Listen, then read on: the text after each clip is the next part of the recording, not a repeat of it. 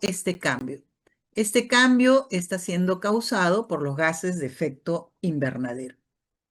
Estos gases de efecto invernadero son el dióxido de carbono, que sale fundamentalmente de los autos, el metano, el óxido nitroso, metano de la descomposición de materia orgánica, los botaderos, las lagunas de oxidación, incluso zonas donde simplemente se acumule los residuos orgánicos, óxido nitroso que sale de la industria, y luego los perfluorocarbonos, hexafluoro de azufre, hidrofluoro de carbono, etcétera, con el vapor de agua. Esos son, digamos, los menos, el grueso del, digamos, del cambio que se está dando, el causante del cambio está en el dióxido de carbono y metano. Entonces, una de las cosas que nos dice el panel intergubernamental de cambio climático, constituido por la Organización Meteorológica Mundial y la Organización de Naciones Unidas sobre Medio Ambiente, del cual formo parte también, es en este atlas interactivo del IPCC, saca, digamos, qué pasaría con 1.5 grados, ¿no? Cómo se combinan estas fuerzas impulsoras de impacto del clima y cómo aparece en nuestra región. Y como lo ven ahí en el mapita, la región aparece más seca, tanto en 1.5 grados de aumento de temperatura desde la época de la Revolución Industrial a finales del 1800, cuando empezó a usarse las máquinas de carbón y el petróleo y la gasolina. Y además, ante 2 grados, se vuelve todavía más seca y ante 4 grados prácticamente perderíamos la Amazonía. La Amazonía de buena parte del Brasil, de Perú, de Bolivia, de Ecuador, de Colombia y de Venezuela. Entonces, bueno, en ese caso, ante 4 grados simplemente ya no estamos hablando de condiciones básicas de sobrevivencia de una sociedad organizada como la conocemos ahora. Digamos, el desafío es gigantesco. La cosa es no pasar, ¿no es cierto? No pasar de ese 1.5 grados que estamos en este momento ahorita ya. Estamos en 1.55. O sea, la idea es no pasar más, no llegar a los 2 grados, que también sería gravísimo.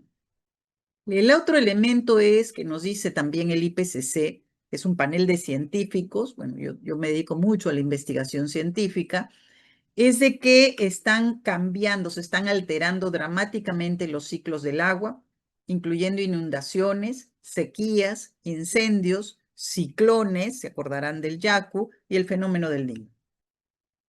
Y en ese atlas interactivo, la región NWS, que está ahí marcadita en el mapita, es donde la mayor parte del Perú se encuentra, y que en esta, digamos, región habrían, a ver, vamos a poner eso ahí, anomalías en precipitaciones muy graves, pero con mucha incertidumbre.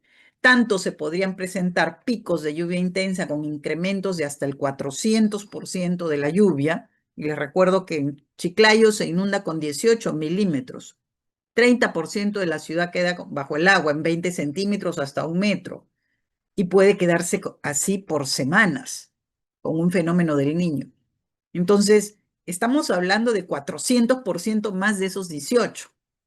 En algún momento esto se puede presentar. Se ha presentado en Río Grande do Sul, en Porto Alegre el año pasado, se ha presentado en este momento, está sucediendo en el sudeste asiático, Malasia, Myanmar, Tailandia, están bajo el agua y miles de personas muriendo. Pero a la vez se pueden presentar eventos muy fuertes, más frecuentes y más largos de sequía. La sequía se mide por el número de días sin agua.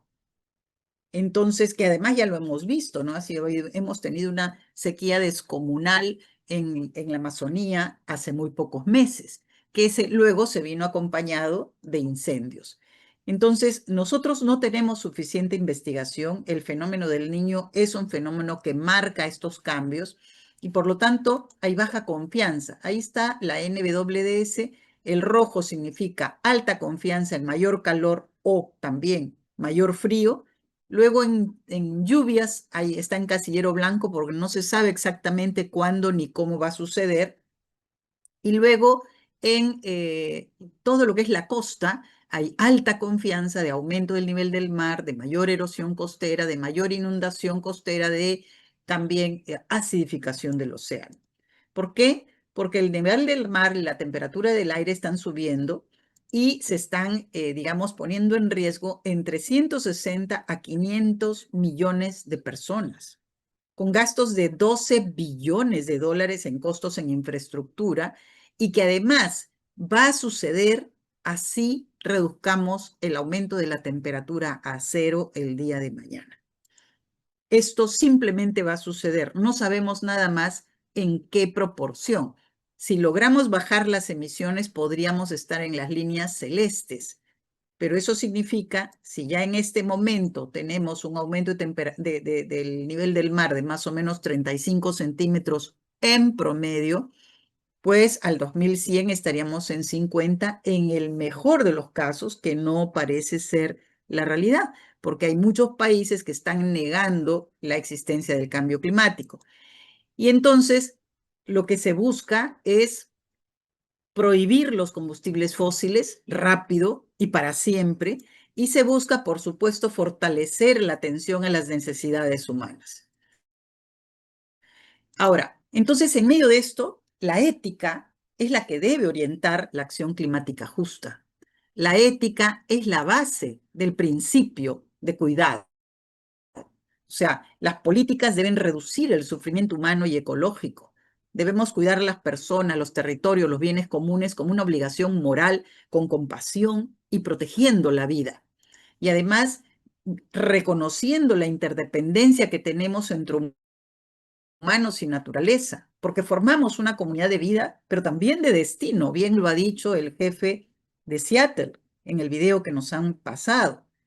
O sea, tenemos que reforzar las relaciones sanas entre las personas y los ecosistemas. El jefe Seattle indígena estaba anunciando nuestra hecatombe, pero que no solamente está ocurriendo en Estados Unidos, ahora también en nuestros países como consecuencia del calentamiento global.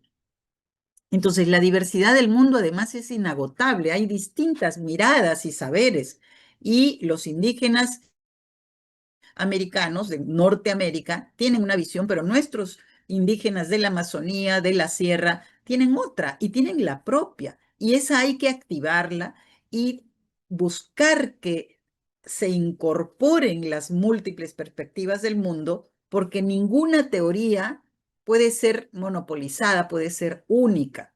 No sé si se acuerdan, en mi época en el colegio había una historia universal y la historia universal era la historia europea. Y nosotros tenemos nuestra propia historia. Poco a poco fuimos cambiando nuestra historia del Perú, y no solamente era la historia de los incas y cómo fueron conquistados por los españoles, sino aparecieron todas las culturas previas a los incas, incluidas los mochicas, los chimú, los huari, todas aparecieron. Los Ishma en Lima, y todas ellas con sus propias contribuciones y con su propia manera de entender el mundo, entender el planeta y entender la naturaleza. Y entonces ahí también entra una lógica del colonialismo. El jefe Seattle está teniendo un statement, unas frases, unas palabras tan bien planteadas respecto a cómo ellos han sido colonizados y desaparecidos prácticamente, ¿no? Fueron los genocidios de esas épocas. Entonces, el colonialismo, dice Leonardo Boff, es un eje determinante, tanto como el capitalismo, para comprender esa diversidad de entendimiento del planeta, de la naturaleza, de las culturas, pero también de las desigualdades. Y en medio de eso, ¿cuál es el enfoque ético que le vamos a dar? Entonces aquí tenemos una contribución del Papa Francisco con las encíclicas Laudato Si, Laudato Deum. Yo soy creyente y me gusta referirme a ellas porque son muy buenos documentos, en donde hablan del cuidado de la casa común, donde dice que a todas las personas de buena voluntad sobre la crisis climática que debemos atender, porque las criaturas de este mundo han dejado de ser compañeros de camino para convertirse en nuestras víctimas. Eso es lo que dice el Papa Francisco en esta exhortación apostólica Laudate Deum del 2023. Y que el Papa actual, nuestro Papa, ¿no? También se las ha refrendado las dos. Entonces, tenemos responsabilidades compartidas, además, pero diferenciadas. Los ciudadanos, los gobiernos, las empresas, compartimos el deber de proteger esta casa común, con el respeto a los límites planetarios, a sus umbrales ecológicos y además con procesos justos, con participación vinculante, transparente y reconociendo los saberes locales, los saberes indígenas, reconociendo las culturas y la comprensión del territorio desde cada una de estas comunidades. Porque el territorio es muy diverso. Perú es un país megadiverso. América Latina tiene 8 países megadiversos de los 17 que existen en el planeta. Proteger los países megadiversos es garantizar la supervivencia de especies, la supervivencia de toda esa diversidad de territorios, de ecosistemas, de vida que existen en el planeta. Entonces, pero además, buscando resultados justos, distribuyendo equitativamente beneficios y cargas. No es posible que solamente unos aprovechen todos los beneficios de que te da un territorio, pero que luego esos otros que están en el territorio reciban toda la carga, la contaminación, la enfermedad y la destrucción de sus ecosistemas. Vienen unos, sea por minería ilegal, sea por incluso construcción y urbanización. Se destruyen valles, se destruyen territorios, se destruyen fuentes de agua, pero luego quien estaba viviendo ahí y quien vivía tranquilamente feliz de la vida en su propia lógica y su propia manera de comprender sus perspectivas de desarrollo, y queda destruido todo su esquema de vida para que otros hagan, ¿no? Divisas, economía y luego, por supuesto, entonces viene el conflicto. Entonces, la justicia climática traduce la ética del cuidado, la ecología integral y la equidad en decisiones que protegen la vida y también aseguran un futuro común. Nadie dice que no haya desarrollo económico, pero debe ser un desarrollo económico responsable, con ética, con justicia y con cuidado. Entonces, este es un mapa que ha trabajado unos investigadores acerca de las cuotas justas de las emisiones de gases de efecto invernadero en el planeta. Como verán, Perú y casi toda América Latina está en verde, en exceso. En amarillo solo Venezuela porque es un país petrolero y por eso ahora parece que lo quieren atacar a los pobres. Pero lo cierto es de que las emisiones nacionales acumuladas de dióxido de carbono por encima de las cuotas justas de ese presupuesto global que se ha determinado en el Acuerdo de París son largamente sobrepasadas en países como Estados Unidos, que están en morado, 4 veces por encima, morado oscuro. El morado claro está Canadá y casi toda Europa y Rusia y Australia. Luego en naranja, que está Europa, digamos, occidental. Y en amarillo está Venezuela, en América Latina y algunos países en África y de Arabia. Pero el resto estamos en verde. El Perú emite 0,4%, 0,4% de las emisiones de gases de efecto invernadero del planeta. ¿Por qué? Porque tenemos el bosque amazónico y ese bosque amazónico hace su trabajo. ¿Qué hacen los árboles? Capturan carbono del aire, carbono, nitrógeno, fósforo, lo meten al suelo y luego nos lanzan oxígeno. Son un sumidero, una aspiradora de carbono de la atmósfera. Nos libran de estos gases de efecto invernadero, por lo tanto bajan la temperatura y además evapotranspiran. Ese bosque amazónico que está en riesgo si la temperatura sube demasiado y podría desaparecer. Y si ese bosque amazónico desapareciera, esa evapotranspiración de nuestros bosques amazónicos, desde la mata atlántica en el Atlántico, por Belén en Brasil, hasta San Martín y Moyobamba, todo ese bosque genera una cantidad de agua en el aire que se convierten en ríos atmosféricos que los vientos lo traen a la sierra y llueve. Y el agua de la sierra, luego nosotros construimos reservorios y lo traemos con hidroeléctricas y cascadas a la costa. Si el bosque amazónico no tiene agua, no va a haber agua en la sierra. O no tiene bosque, no hay árboles, desaparece, no va a haber agua en la sierra. Y por lo tanto tampoco en la costa. Nuestra nuestra forma de vida en general estaría siendo amenazada por estos escenarios. Entonces, los impactos son adversos y pueden ser además peores de los que están siendo. Podríamos tener escasez de agua y de alimentos, se van a incrementar las enfermedades, dengue, chikungunya, malaria, zika, que antes no habían en Lima, ahora hay. Bueno, chikungunya, malaria no tanto, pero el dengue ya está. Pero en la costa norte ya están presentes todos esos y antes era un asunto solo de la selva. Las ciudades, los asentamientos, la infraestructura están siendo afectadas, se inundan, se rompen los puentes, se destruyen las carreteras, la, el equipamiento en general se ve destruido por los huaicos, que es el gran causante de damnificados en el país, los huaicos. Y los ecosistemas están sufriendo, porque están habiendo cambios en los rangos de especies, especies que antes vivían en un territorio, hace mucho frío, se van para otro lado, o hace mucho calor y también se van para otro lado y vienen otras. Comienza a cambiar el balance y la armonía que existía en cada uno de estos ecosistemas.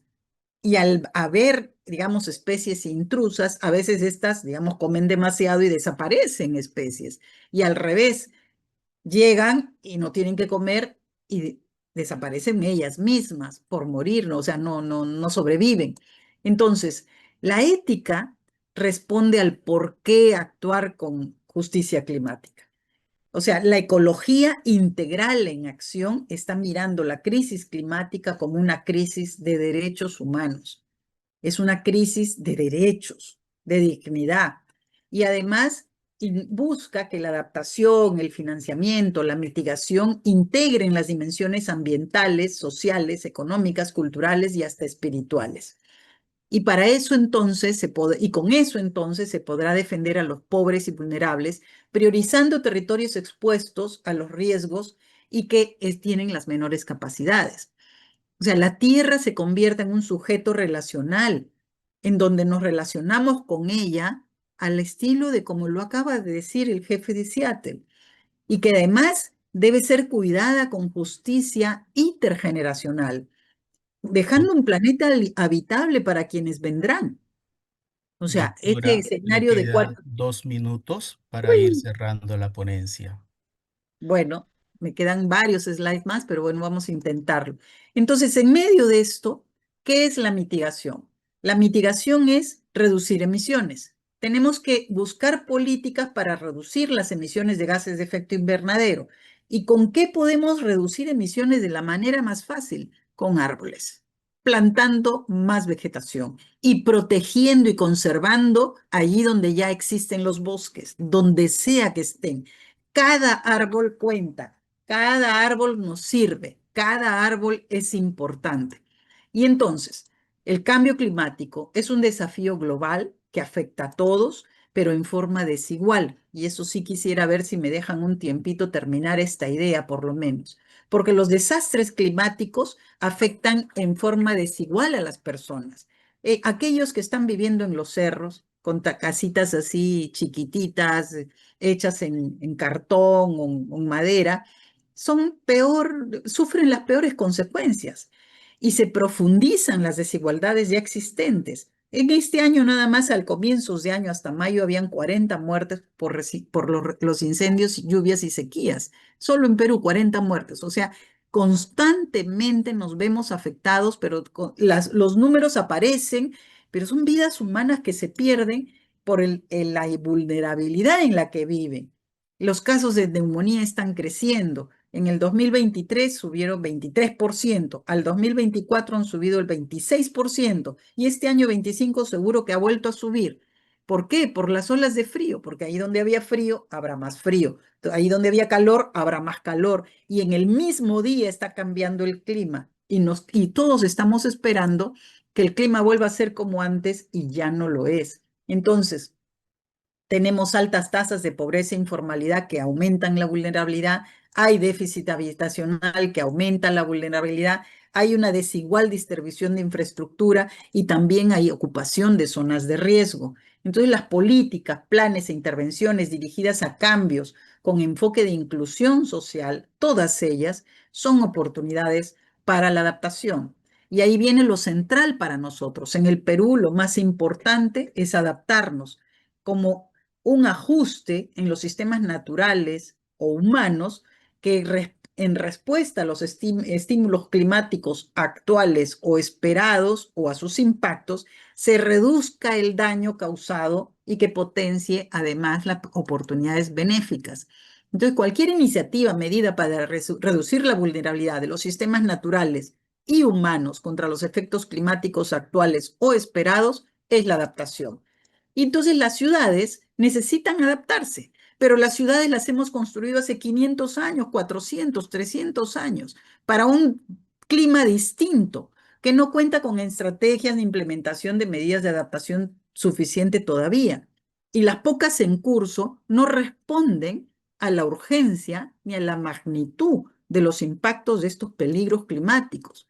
Y además encima no tenemos suficiente investigación. Entonces la urbanización es una oportunidad para acelerar la transición a una más justa, equitativa y sostenible acción climática, generando innovación, generando inversiones, y las autoridades locales pueden avanzar todavía más rápido hacia este desarrollo resiliente al clima. Entonces, la desigualdad es un acelerador de la pobreza y la crisis climática afecta desproporcionadamente a mujeres, afrodescendientes, migrantes, discapacitados, grupos vulnerables, y la injusticia climática es una consecuencia de un modelo ético y económico inadecuado que también tenemos que modificar. Entonces, ¿cómo lograr una acción integrada con justicia social y climática cuando el 80% de la población vive en ciudades y no se están adaptando las ciudades a la velocidad que se requiere? Y los impactos afectan sobre todo a las comunidades más pobres y la desigualdad urbana política limita la adaptación y participación. Entonces, necesitamos inversión, necesitamos recursos. El recurso es la base para que se pueda adaptar la población y el financiamiento todavía se sigue quedando a nivel nacional o en el sector privado. Y reducir riesgos, adaptar a las ciudades e infraestructuras implica inversión, implica innovación, implica tecnología y también implica participación. Y sistemas de alerta temprana también. Todo eso ayuda, pero no son suficientes y por esa razón, en ese enlace que les dejo, allí ustedes podrán revisar por un documento que hemos sacado con propuestas para implementar la justicia climática, poniendo al centro a las personas y sus comunidades, poniendo a las comunidades que impulsan las soluciones locales sostenibles más visibles y apoyar y fortalecerlas para lograr esa transformación urbana justa. Ustedes saben que ha habido la COP30 en Belén y el presidente Lula, cuando la inauguró, dijo: la acción climática no es solo una cuestión tecnológica, sino un acto humano que debe considerar las necesidades de los más vulnerables. Esto es clave si queremos realmente abordar la justicia climática.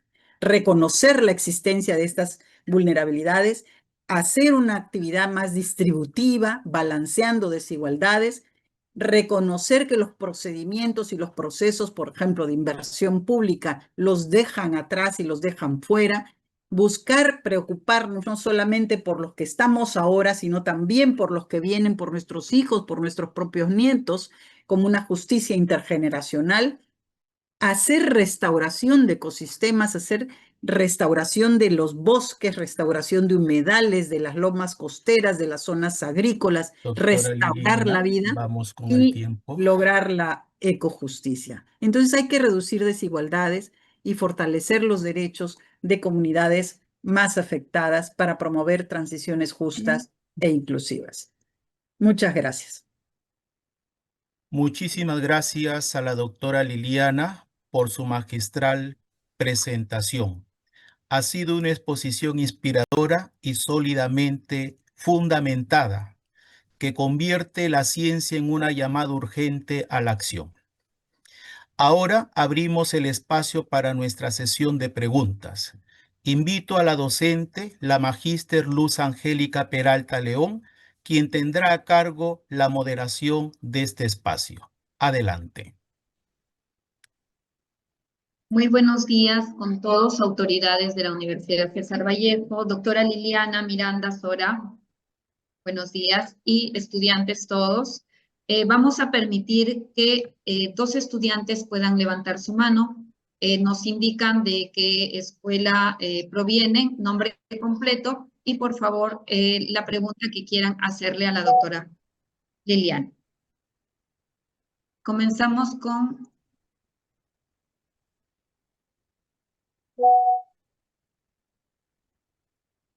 alguna pregunta, por favor, levantando la mano. Bien.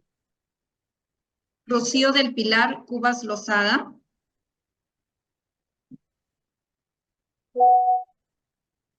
Adelante con su pregunta, por favor. Primero se presenta.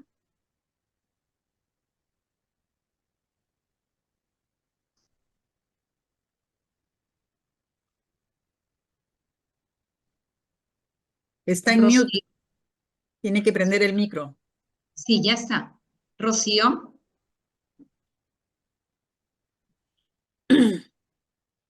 No se escucha. Tiene que prender el micro.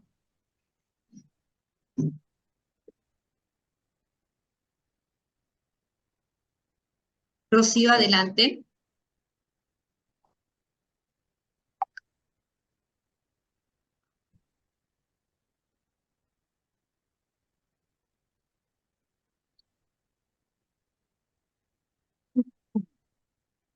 Doctor, sí, le estoy permitiendo. Parece que no hay opción de prender el micro. No puede hablar.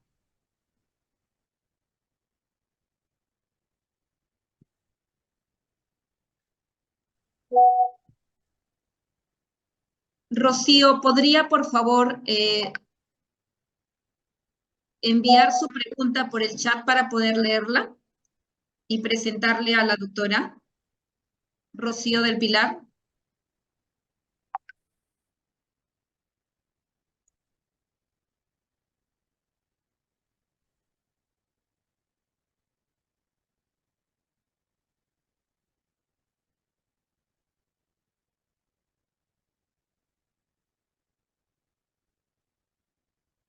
Por intermedio de la mensajería del Zoom, ¿podría enviar por favor su pregunta? Bueno, Villanueva Yauri Anthony Noel. ¿Puede compartirnos su pregunta, por favor?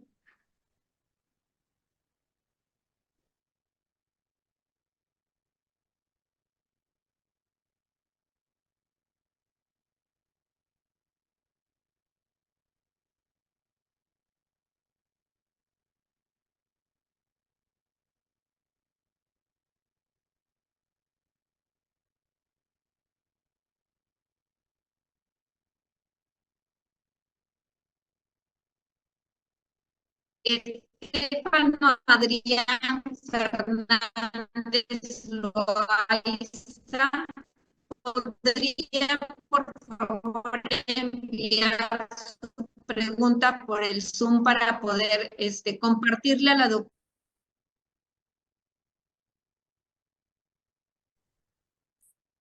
Parece que el chat también está También desactivado. está desactivado el chat, me indican los asistentes. Aquí hay una pregunta. Está diciendo cómo podemos promover una cultura de consumo responsable desde una perspectiva ética en nuestra sociedad peruana. A ver, la ética, como les dije, tiene varios principios, ¿no? Y el asunto es el cuidado de la casa común, pero también el cuidado entre nosotros, el cuidado hacia nuestra descendencia intergeneracional, intrageneracional, el cuidado de los demás seres vivos. No solo nosotros estamos aquí, la naturaleza existe y nosotros somos parte de la naturaleza. La perspectiva ética es esa, en donde entonces lo ambiental, lo climático, lo social y lo económico interactúan en una forma balanceada y armónica. Entonces, pensando en esa lógica, el consumo responsable es, para empezar, no gastar los recursos que la naturaleza nos da, hacer uso de aquellos recursos que sean renovables y dejar los no renovables. dejarlos ahí para la naturaleza, para el planeta y para nosotros mismos. Y ahí hay que hacer una discriminación bien clara. Y por supuesto, no ensuciar para no tener después necesidad de limpiar y no enfermarnos y tener que curarnos por estar ensuciando el agua, el aire, el suelo, la flora o la fauna. O sea, esos 5 recursos naturales, los ecosistemas y la vida, agua, aire, flora, fauna, suelo, sin suelo no hay flora, no hay fauna, son la base de la vida. ¿Cuánto tiempo podemos vivir sin comer? Los 40 días de Cristo, que se fue al desierto a pensar. ¿Se acuerdan? Está en la Biblia. Son las huelgas de hambre. En 40 días, si no tenemos comida, morimos. ¿Y de dónde viene la comida? Del suelo, de la flora y de la fauna. ¿Cuánto tiempo podemos vivir sin beber agua? En 3 días morimos sin agua. Nos morimos, nos deshidratamos y chao, se fue. Otro recurso natural, el agua. Ahora, ¿cuánto tiempo podemos vivir sin aire? Minutos.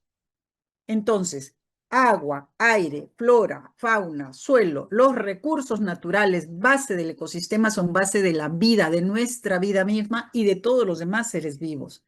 Y entonces, cuando consumimos recursos naturales no renovables, hacemos lo que decía mi abuela, escupir al cielo, que luego nos cae de regreso. No hay que escupir al cielo. Entonces son principios éticos de cuidado de la casa común y de respeto a la naturaleza, pero mirándola como la base de nuestra vida. La base de nuestra vida no es, como decía el jefe Seattle, el dinero que tienes en el bolsillo. Porque el día que no haya agua y nos venga la sequía, no va a haber plata que pueda pagar por el agua, porque ya simplemente no hay. Y nos tendremos que ir, hacer maletas e irnos. Y empieza la migración y el desplazamiento climático. Una segunda pregunta, doctora, es ¿cuáles son las acciones más urgentes y realistas que gobiernos, empresas y ciudadanos deben asumir de manera conjunta para mitigar el cambio climático y garantizar un futuro sostenible para las próximas generaciones? Bueno, para empezar, hay que pensar en un plan local, primero familiar, individual, familiar, comunitario, local, regional, nacional, global, de adaptación y mitigación al cambio climático. Mitigar es reducir emisiones, adaptarse es prepararse para estos cambios de temperatura, precipitación y vientos. Y entonces, a nivel local, hay que pensar en primero la casa. ¿Qué es lo que hace la infraestructura? Yo soy arquitecta. La infraestructura y la vivienda nos protege de la intemperie, nos protege del clima. Está diseñada para que si hay calor afuera, adentro esté fresco. Si hay frío afuera, adentro esté caliente. Y podamos sobrevivir y no muramos de frío ni de calor. Y que la lluvia no nos ahogue. Que no estemos en el camino del Guayco. Eso es lo que se hace en la arquitectura y en el urbanismo. Entonces, a nivel de vivienda, a nivel de lote, hay que hacer arquitectura bioclimática. Hay que construir para los climas del futuro, no los climas del pasado, que ya no existen y no volverán a existir. Yo tengo una amiga que me decía, ay, ¿cuándo vamos a tener verano como siempre? Ya no. En Lima estamos en frío, yo estoy abrigándome acá. Y supuestamente estamos ya diciembre y no empieza el verano. Y hemos tenido mucho frío, pero mucho frío. En la sierra han pasado hasta menos 20 grados. Entonces, viviendas preparadas para 4 grados ahora tienen que responder a menos 20 grados y el confort térmico es otro. Entonces, primero tu casa. ¿Se va a inundar con la próxima lluvia? Cuidar el techo, canalizar el agua, construir drenajes. Segundo, los vientos. ¿El viento se va a llevar el techo volando? Tengo todo protegido y no va a haber nada que salga disparado y se vuelva un proyectil y mate a alguien.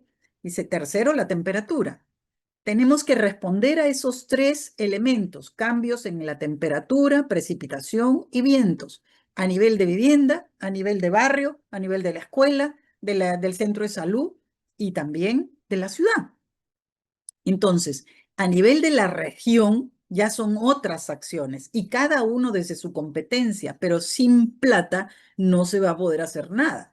Entonces yo les puedo decir, pongan un panel solar para garantizar energía en su casa. ¿Y cómo la financian? El gobierno tiene que garantizar financiamiento para este tipo de cosas. Le digo al mototaxista, deja de usar una moto de gasolina, cámbiate a eléctrica. ¿Cómo la va a cambiar? Necesita financiamiento. Le puedo decir de repente a un gobierno local, señores, señor alcalde, usted lo que tiene que hacer aquí es romper estas pistas que son, digamos, impermeables y que favorecen la inundación de las calles y de la ciudad y convierta estas pistas todas en permeables para que el suelo absorba el agua, se vaya al subsuelo y no se inunde la calle, no se inunde la ciudad. ¿Cómo va a cambiar la pista? Necesita romper la pista y poner pavimentos permeables, jardines inundables y tanques de tormentas, pozos de tormentas, drenajes. ¿Cómo lo va a hacer si no tiene plata? Entonces tenemos que canalizar el financiamiento que se está generando de cambio climático, mucho se está generando, ¿eh? El Acuerdo de París hablaba de 100 billones de dólares anuales para apoyar a los países que somos los más perjudicados por este cambio del clima, y ahora se está hablando de 300 billones anuales de dólares. El Fondo Verde del Clima, el Fondo de Adaptación, el Fondo Mundial del Ambiente. Hay un montón de fondos que se están creando y que están comenzando a invertir. Y el MINAM está trabajando. Entonces, ese financiamiento tiene que ser canalizado para financiar estos cambios. Canalizar el agua de lluvia y almacenarla para cuando falte. Construir reservorios, reservorios por todos lados. Necesitamos reservorios a lo largo de toda la sierra. Y prohibir cortar árboles. Ni un solo árbol se debería cortar. Si ustedes van a una pollería a comer su pollito a la brasa de fin de semana, por favor, asegúrense que en esa pollería no usen brasa de carbón vegetal, de un árbol, que lo usen de un bambú. El bambú crece más rápido, es más barato y encima le da un saborcito más dulce al pollo, pero hay que asegurarse que la pollería no use madera, porque necesitamos todos y cada uno de nuestros árboles, y por eso estoy aquí avalando, aplaudiendo la iniciativa de reforestación. Es la clave, la naturaleza, las soluciones basadas en la naturaleza. Muchas gracias, doctora, por su gran aporte. Por favor, maestro Ricardo, podemos pasar a la siguiente ponencia. Gracias a Muchísimas ustedes. gracias, doctora. Se hace recordar a los estudiantes que en el chat del Zoom hay un enlace para que puedan registrar su asistencia. Digna concurrencia. Tenemos el honor de recibir al doctor Kenny Heredia García, profesional de sólida y amplia trayectoria, de la cual destacamos los rasgos más relevantes de su hoja de vida. Ingeniero industrial de profesión, egresado de la Universidad Nacional de Trujillo. Además, es abogado egresado de la Universidad Privada César Vallejo. Tiene maestría en docencia universitaria, doctorado en administración. Dentro de su vasta experiencia laboral, entre otros, fue gerente general del Servicio de Gestión Ambiental de Trujillo, SEGAP, gerente general del Gobierno Regional La Libertad, gerente regional del Proyecto Especial Chavimochic, actualmente asesor y consultor. Recibimos al doctor Heredia con fuerte aplauso virtual. Adelante, doctor.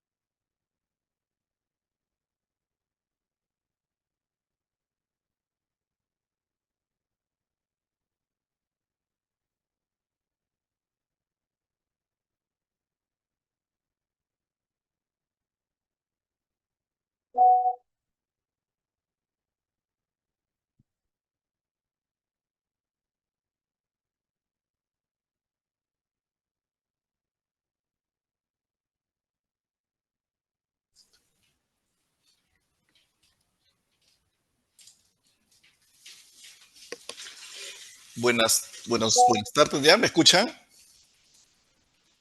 Sí, doctor. Sí, doctor, se escucha. Muy bien. Primero, bueno, agradecer a Dios por esta presentación, estar con ustedes, agradecerle a la universidad, al amigo Juan Vargas Rojas, a la profesora Luz Perales, a Ricardo Cueva, y un saludo especial para Liliana Miranda. Qué grato encontrarte, Liliana. La verdad que hemos tenido la oportunidad, el honor, para mí siempre ha sido un honor compartir contigo y aprender muchísimo de ti, del tema ambiental durante mi paso pues, por el SEGAT. Construimos, hicimos muchas cosas que seguro en algún momento están pendientes y vamos a recordarlo.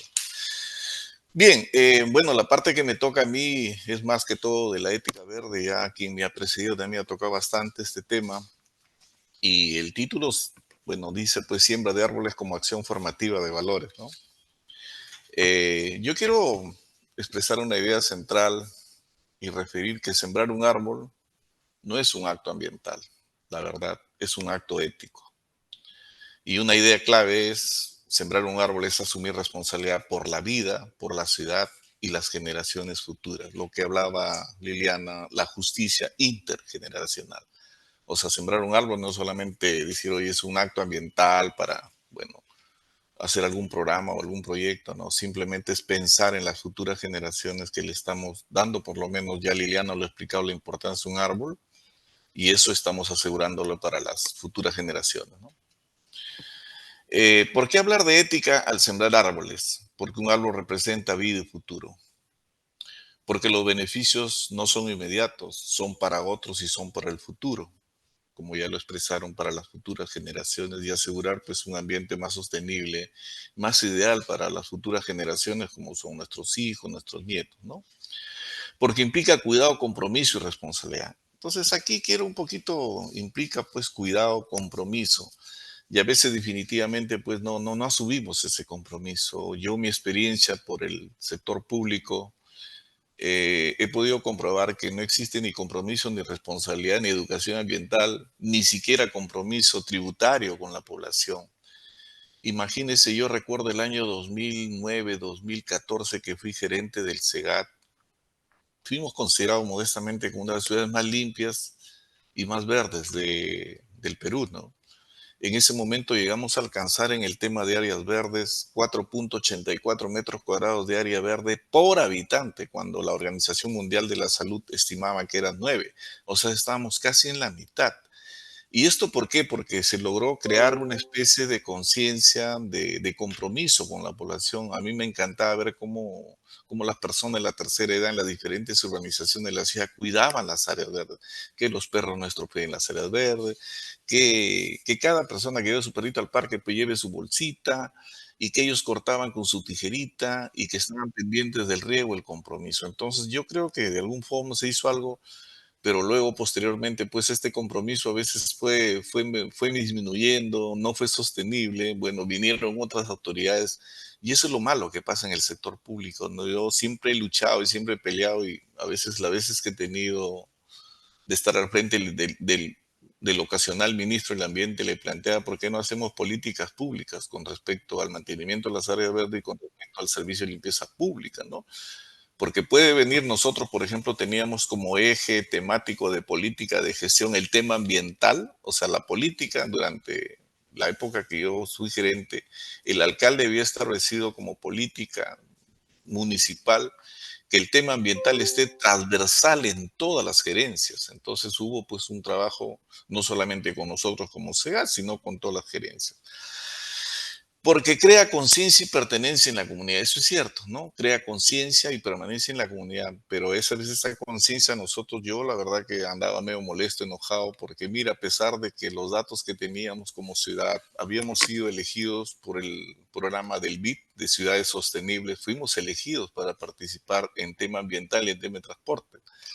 Pero cuando veíamos la permanencia y la conciencia en la comunidad, era increíble ver cómo, por ejemplo, en Trujillo, a pesar de que teníamos una ciudad limpia, que cumplíamos con el servicio de limpieza pública, teníamos 423 parques debidamente regados, teníamos, bueno, me imagino que los alumnos que están acá y son de Trujillo eran muy chicos en ese tiempo, no se daban cuenta, pero teníamos todas las avenidas de Trujillo llenas de árboles, llenas de área verde con gras y sobre todo con macizo de flores. Y algo muy peculiar, ¿no? Teníamos riego tecnificado, porque tampoco, pues, la planta hay que echarle, ahora veo que le echan, pues, con un chorro de agua que a veces salen hasta disparadas las pobres plantas, y lógicamente la planta no necesita esa cantidad de agua. Es como cuando uno va a jugar un partido de fulbito, los que son varones, no es que al término del partido van a dar un cilindro de agua, sino yo 1, 2, 3 vasos de agua suficiente, ¿no? Entonces, y veía la morosidad, era altísima en Trujillo en ese tiempo, 44%, a pesar de que la ciudad tenía esas condiciones, eran morosos.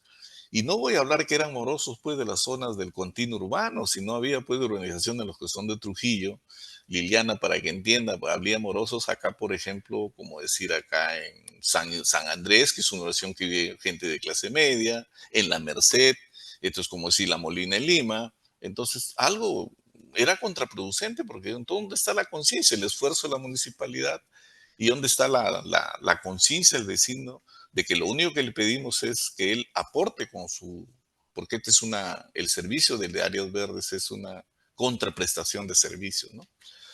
La ciudad como reflejo de nuestra ética ambiental. ¿Qué refleja la ciudad? Pérdida de áreas verdes. Repito, nosotros se han perdido muchas áreas verdes. Ya las próximas gestiones municipales que nos sucedieron a nosotros dejaron como tema fundamental, como política de gestión municipal, el tema ambiental. Por lo tanto, el tema ambiental pasó a un segundo plano y a mí me dio mucha pena que todo el trabajo que hicimos durante 8 años para lograr, es más, obtuvimos la certificación GALS 1, y la certificación GALS 1 no le entregan a cualquier gobierno local en el tema de materia ambiental.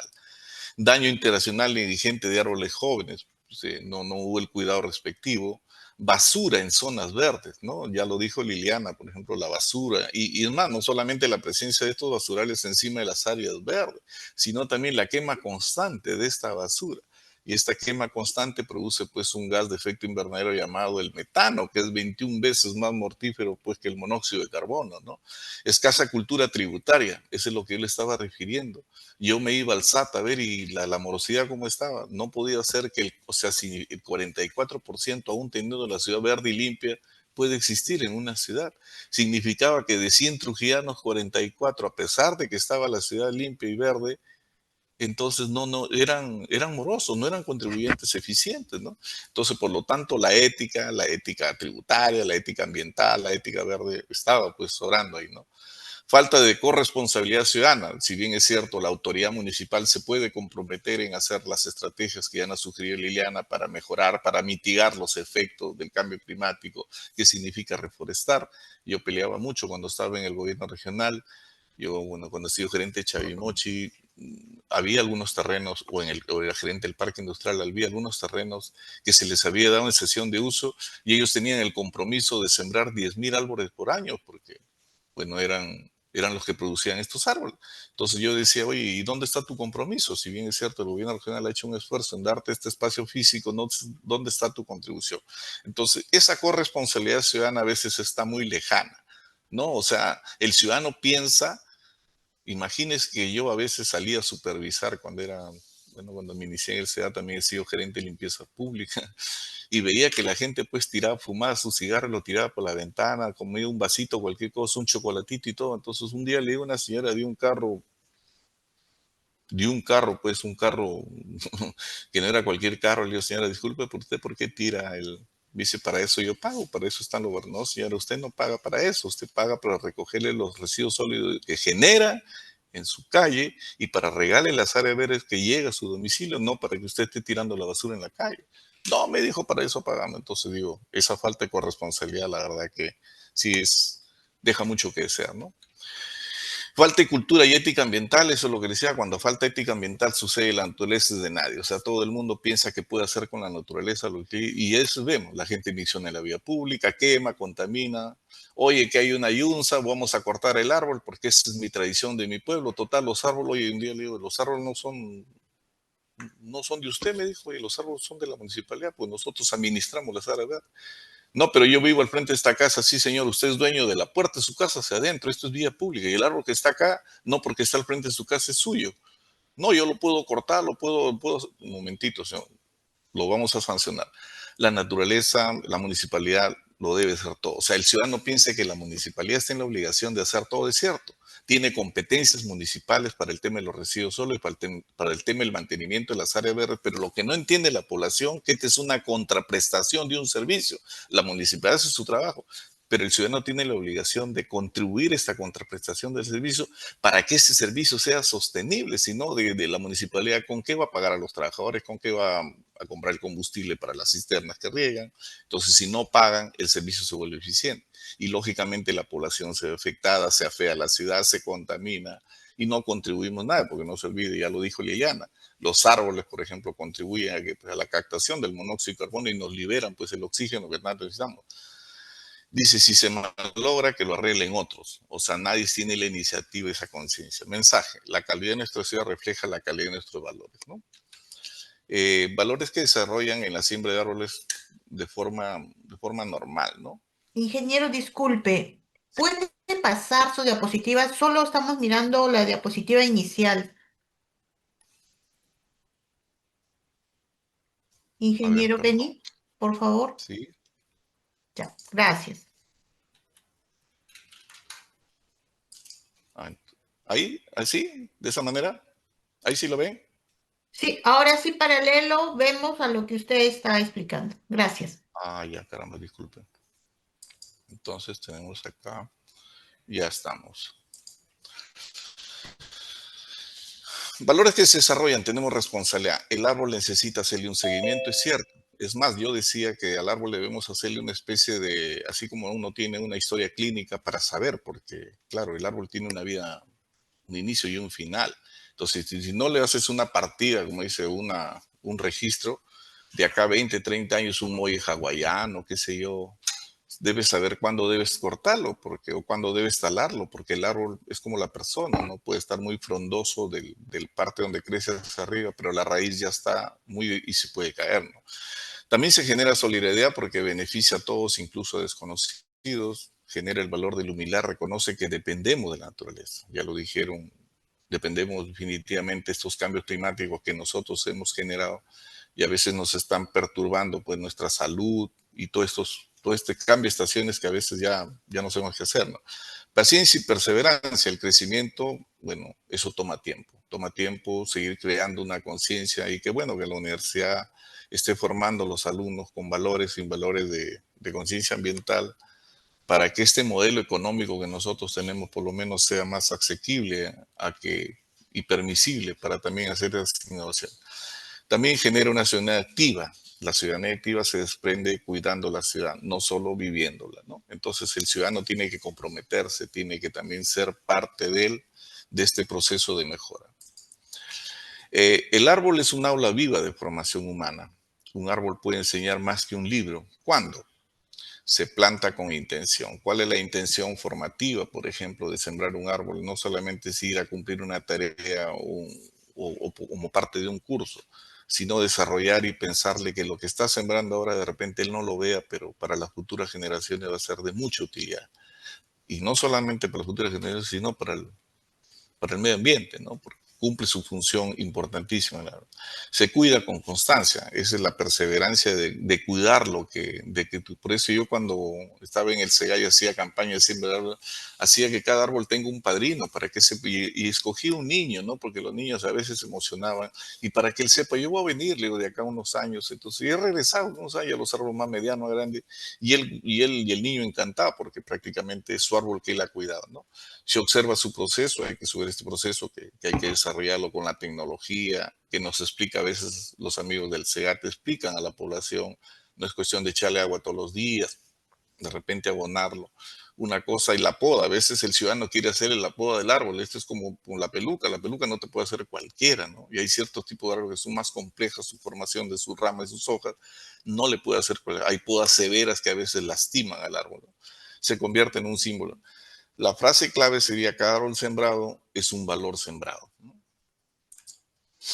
La universidad como agente transformador. La UCB puede promover reforestaciones con seguimiento real. Yo creo que hay proyectos. Yo estoy trabajando ahorita en RCU, en responsabilidad universitaria, y veo que las escuelas de ingeniería ambiental tienen sus proyectos de recuperación de espacios públicos con implementación de áreas verdes, incorporar proyectos de arborización en cursos humanísticos. que eso debe ser también una política. Articular a estudiantes con municipalidades y barrios. Es cierto, a veces la municipalidad quiere desarrollar de manera conjunta con la universidad, con la unidad, la recuperación de estos espacios públicos y colocar áreas verdes. Nosotros teníamos un plan de eliminación de puntos críticos de basura. Lo que hacíamos era íbamos, recogíamos, limpiábamos y sembrábamos. Entonces ya la gente al ver área verde, al ver árbol, ya no colocaba basura, ¿no? Convertir el servicio comunitario en una experiencia formativa. Y eso es cierto, que de repente este servicio comunitario tenga un reconocimiento en los alumnos, de repente algún creditaje para sus cursos, algún reconocimiento de la entidad local o de alguna forma de una entidad privada que solvente algunas cosas en base al esfuerzo y la integración que está haciendo para el cuidado del medio ambiente. El mensaje, la educación no cambia el mundo, cambia a las personas que lo cambiarán, ¿no? La ética ambiental en la práctica. Propuestas concretas. Cada estudiante debe sembrar y adoptar un árbol. Sería lo ideal, ¿no? Para que de alguna forma, en base a la cantidad de estudiantes, podamos hacer una proyección, una simulación de cuántos árboles podríamos tener de acá al paso de los años, ¿no? Registro el crecimiento del curso hasta el final del semestre. O sea, hacerle un seguimiento para que el alumno, pues, no solamente vaya por su nota porque sembró un árbol, sino le hagan el seguimiento y él perennemente esté tras él. Trabajo en equipo para el mantenimiento, esto es el desarrollo también como parte de la filosofía de un equipo. Reporte de daños a la necesidad de un árbol, es cierto, ¿no? Eso hay que reportarlo ya a la entidad competente, que podría ser el SEGAT. Actividad de sensibilización en ver. Esto es importantísimo, la sensibilización para el cuidado del árbol es vital. Hoy en día, lastimosamente, la institución pública, las normas a veces lo restringen, porque yo por ejemplo, en el recibo de arbitrio, yo no puedo poner para sensibilización ambiental, no puedo poner para educación ambiental, porque la norma no me permite eso. La norma me dice, tú solamente cobra lo que te demande el servicio. Entonces, ¿cómo hago yo educación ambiental? ¿Cómo hago sensibilización ambiental si la municipalidad no tiene presupuesto para pagar a los jóvenes o a los especialistas? A veces tenemos que coger las universidades, yo cuando estaba en la entidad pública, pero lógicamente ellos tienen sus limitaciones, ¿no? Y el servicio de sostenibilidad es perenne, es permanente, ¿no? Doctor Heredia, 3 minutos para concluir su ponencia. La pregunta es, ¿qué ciudad queremos? ¿Una ciudad gris o una ciudad que respire? Espacios abandonados o áreas verdes en ciudades. Indiferencia con responsabilidad. Mirar hacia otro lado o asumir nuestra parte. Y la imagen, dice Trujillo con áreas verdes. Ya les he explicado la parte de Trujillo, pues ahora yo me da mucha pena, sigo radicando en Trujillo y me da mucha pena ver las áreas verdes como están totalmente descuidadas, ¿no? Es más, a veces de repente descuidado, digo, en el aspecto de que sé que hay muchas limitaciones y un gran problema, por ejemplo, nosotros tenemos que las áreas verdes, las 130 hectáreas de áreas verdes que tenemos en la ciudad de Trujillo, casi el 90% se riega con agua de consumo humano. Eso, yo en algún momento trabajaba con unos españoles para hacer un proyecto de la captación de las aguas residuales para ir por lo menos alimentando de agua. Si bien es cierto, la recuperación de las aguas residuales no es para consumo humano, pero sí es para el río de áreas verdes, para de alguna forma ir tampoco no cuidando pues este bien preciado que es el agua. Imagínense, nosotros regamos casi, si lo sigue haciendo el SEAT, repito, el 90%, hoy creo que hay como 400, ya seguro el ponente que sigue regirándose, allá cerca de 450 parques en Trujillo, y lógicamente regalos con agua de consumo humano, habría que ver algún otro mecanismo, ¿no? Llamada a la acción. Tu árbol es tu compromiso con la ciudad, plántalo, cuídalo, protege, educa, inspira. Inspira a que otros puedan hacer lo que tú estás haciendo. Invita a los estudiantes que se convierten en guardianes de un árbol para que de alguna manera esto se vuelva más sostenible.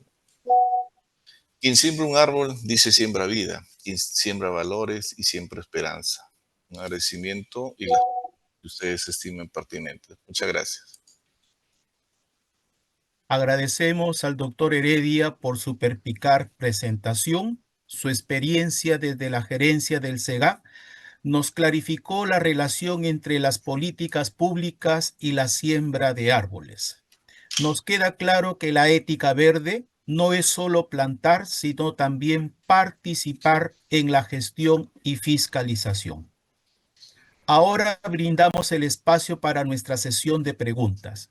Invito a la docente, a la magíster Luz Angélica Peralta León, quien tendrá a cargo la moderación de este espacio. Adelante.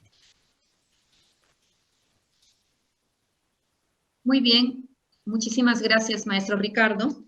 Muchas gracias, doctor Kenny Heredia. Vamos a permitir que los estudiantes puedan acceder a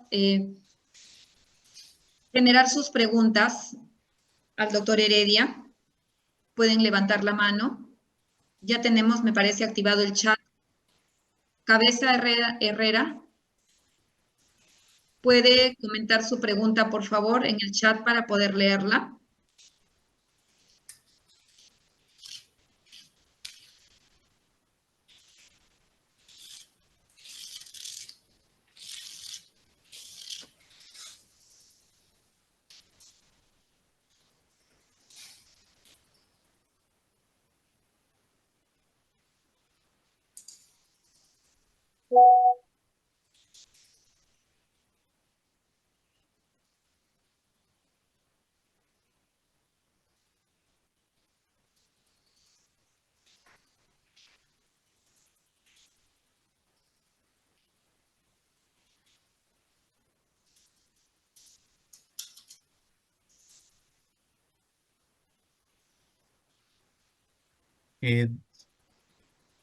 Maestra Luz, acá hay una pregunta. No sé Sí, si me doctor Kenny. permite Tengo proyectar. una pregunta, por Ah, favor. correcto. Disculpe, maestro Adelante, Ricardo. adelante, Sí.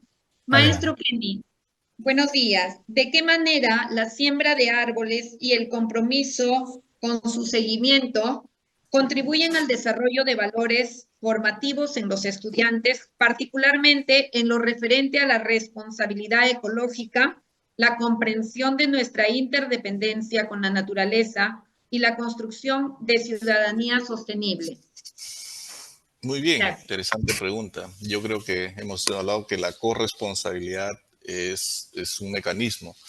Por eso que también hay que instar a que los gobiernos locales, gobiernos regionales y el gobierno nacional mismo, también el Ministerio del Ambiente, promueva esta sinergia que puede desarrollarse a través de las universidades, a través de los colegios, para que estos jóvenes sean parte de este proceso. Y de alguna forma, ya lo dije, reconocerle con un documento, un certificado, porque ellos prácticamente están siendo parte y hacerles entender que pueden involucrarse pues en lo que habló Liliana de esta justicia intergeneracional, o sea, estar sembrando no porque ahorita voy a tener sombra o porque siembro el árbol, qué bonito, sino que simplemente ellos entiendan la dimensión de todo el esfuerzo que con su forma de contribuir y esta sinergia que se crea, todo lo que están aportando a las futuras generaciones y lo que están aportando a reducir pues este efecto del cambio climático que va a tener pues, situaciones severas, ¿no? Decía el ministro del Ambiente, recuerdo Brack, si él decía, si yo tuviera una varita mágica y podría producir todos los efectos que se van a generar por el cambio climático, yo lo escuchaba decir hace 10 años, fuera fabuloso. Entonces él hablaba pues de esta reforestación. Debería sacarse de repente políticas nacionales públicas para que los gobiernos regionales a través de las gerencias regionales del ambiente, ellos por lo menos pues siembren unos 10.000 árboles al año, ¿no? Que eso sí se puede presupuestar. Suprimirse algunas cosas y presupuestar. Digo, cada gobierno regional como política nacional tiene que demostrar que ha sembrado 10.000 árboles y ahí contribuir y de alguna manera involucramos a los jóvenes y le creamos esa conciencia y sobre todo ese valor de que él en algún momento, cuando ya tenga muchos años, va a decir, mira, esos son los árboles que sembramos, ¿no? Gracias. Muchas gracias, doctor. Maestro Ricardo, tenía una pregunta, me indicó. No, era la misma que estaba usted ahí leyendo. Sí, Ok, no hay problema. listo. Pasamos, me parece, a la siguiente ponencia, maestro Ricardo. Gracias, Miss Luz.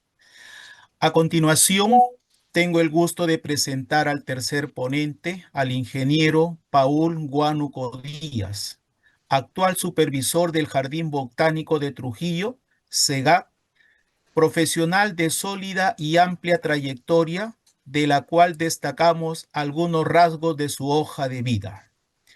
Ingeniero de profesión, egresado de la Universidad Privada Antenor Orrego de Trujillo, ha participado en distintos eventos, congresos, cursos, foros, charlas, talleres y seminarios a nivel nacional e internacional. Cuenta con una vasta experiencia profesional como sugerente de áreas verdes del Servicio de Gestión Ambiental de Trujillo. Como ponente ha participado en distintos eventos a nivel regional y nacional. Es un profesional enteramente responsable, perseverante, comprometido y eficiente, capaz de asumir nuevos retos y gusta del trabajo en equipo con deseo de superación. Recibamos al ingeniero Paul con fuerte aplauso virtual. Adelante, ingeniero.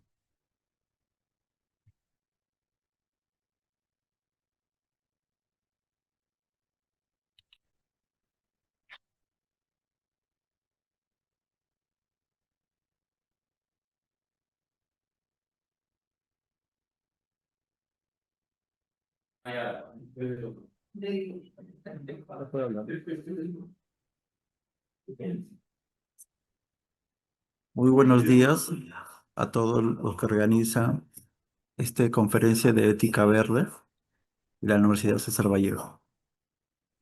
Mi nombre es ingeniero Paul Huánuco Díaz, supervisor del Jardín Botánico.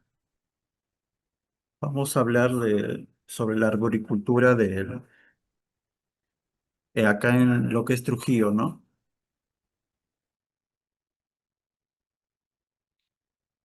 El cultivo de árboles de la zona urbana tiene con el fin de generar mayor beneficio ambientales, sociales y económicos, pero utilizando métodos y técnicas para que el cultivo de los árboles puedan tener un mejor mantenimiento.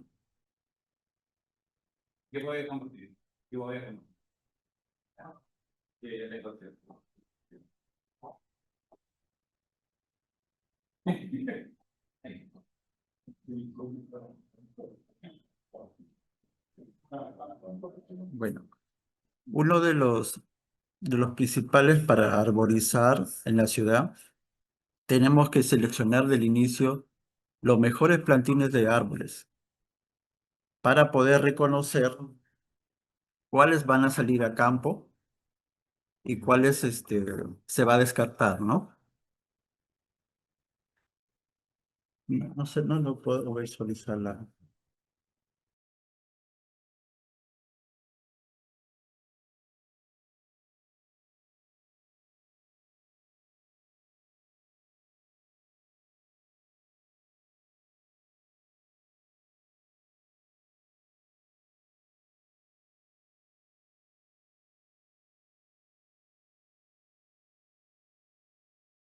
Ahí, ya está.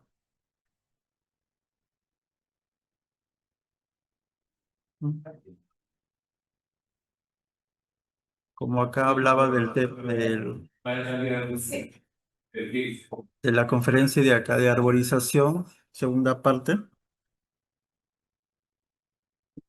la siguiente, pues, la siguiente. Como vemos acá, selección de plantines para arborizar. Mucho cometemos el error de seleccionar las plantas más grandes, pero ahí cometemos un error. A continuación,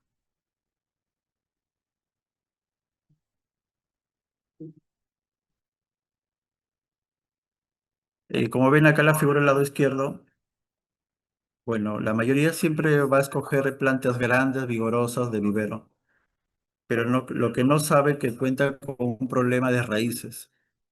Estas raíces, en un espacio corto como tienen acá eh, el recipiente o plástico que está la planta, tiene raíces reducidas, atrofiadas o podadas, y las cuales causa un problema para el anclaje en el suelo donde va a ir plantado. Siguiente página.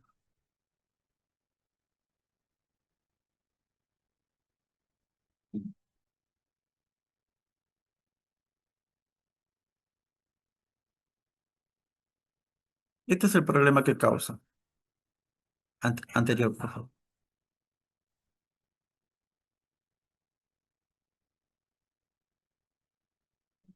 No, anterior.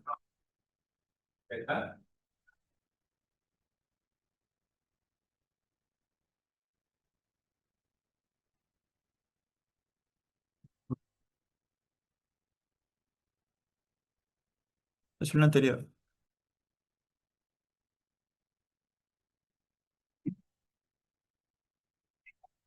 A ver. Ahí, como ven acá, la raíz torcida, no, donde hay dos arbolitos con raíz desnuda. Ya ahí, justo. Ya. Donde ven el lado izquierdo, la raíz es torcida. Eso genera un problema futuro. No va a anclar, no va a sujetar el peso del árbol cuando ya sea mayor. Y en cambio, el lado derecho están las raíces bien formadas, estiradas. Y eso es lo que muchas personas no seleccionan bien sus árboles desde vivero. Siguiente.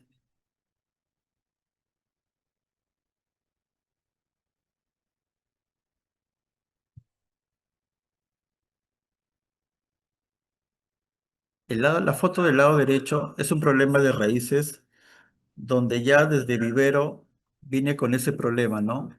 Donde hace la forma de un nido y no hace la raíz de anclaje para sujetar al árbol. Este problema no se observa a simple vista, ¿no? Como ven, el lado izquierdo hay raíces bien derechas y otras torcidas. No es visible, pero una persona con experiencia lo puede detectar desde el inicio, antes que sea plantado y luego en el futuro pues se tiene que talar el árbol. Sería una lástima, ¿no? Talar árboles ya formados que van a beneficiar a todo el entorno de la ciudad. Siguiente.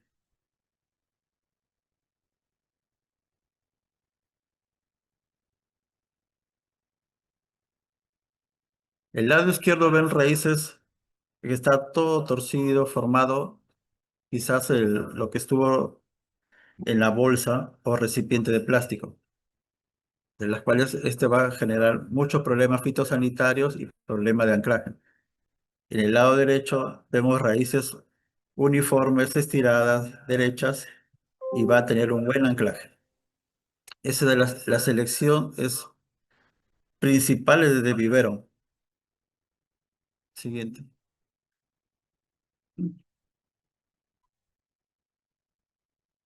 Otro de los problemas de que no nos damos cuenta es el tutoreo, ¿no?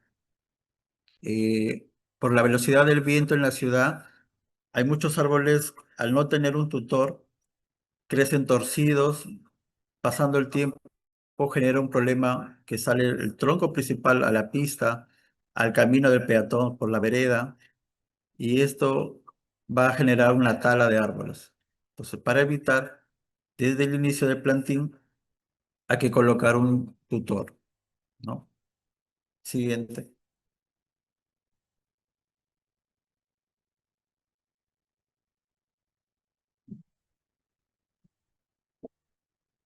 Estos son árboles actuales que no han sido talados, que hacía recién que tomaba la foto. Y esta es la avenida Juan Pablo, donde ven el árbol está torcido, impide el paso del peatón o puede generar un sobrepeso de un lado y caer. Es un problema que el mal manejo de arborizar la ciudad no evitamos, ¿no? Siguiente.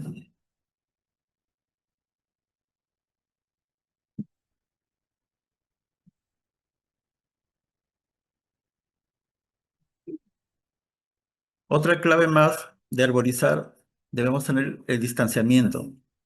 Hay árboles pequeños, medianos y grandes. Entonces, el rango que debe distanciamiento de árbol a árbol es de 6 a 10 metros. Y en la ciudad plantamos árboles sin saber qué tamaño va a ser a futuro, ¿no? Siguiente. Para un parque se puede arborizar distanciando a 3 bolillos, ocupando todo el espacio del área verde para arborizar y aprovechar. En el caso de la berma lateral o bermas centrales, se hace solamente una siembra lineal. Siguiente.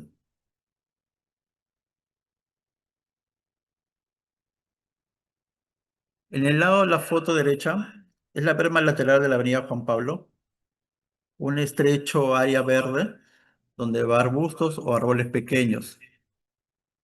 No se puede plantar árboles grandes. Por eso hay que siempre saber la información de qué especie se va a plantar y en qué lugar va a estar. Y en la foto del lado izquierdo vemos árboles que van a ser grandes y frondosos, pero están a corta distancia. En el futuro van a tener que ser talados o simplemente se van a comenzar a caer. Por evitar ese accidente tenemos que seleccionar desde viveros, saber distanciamientos, técnicas y métodos. Siguiente. Para plantar un árbol en la ciudad, tiene que tener un distanciamiento de la pista, vereda y la propiedad, ¿no? Donde va a estar un espacio suficiente para que pueda desarrollar las raíces.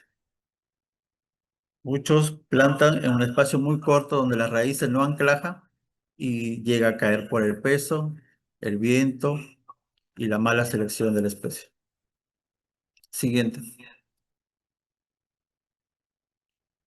También acá cometemos el error en Trujillo y en cualquier parte de la ciudad que tiene el Perú. Vemos árboles que plantan por ser pequeño al lado de una señal, de un semáforo, y esto genera un problema de que tapa la visión y puede ocasionar accidentes.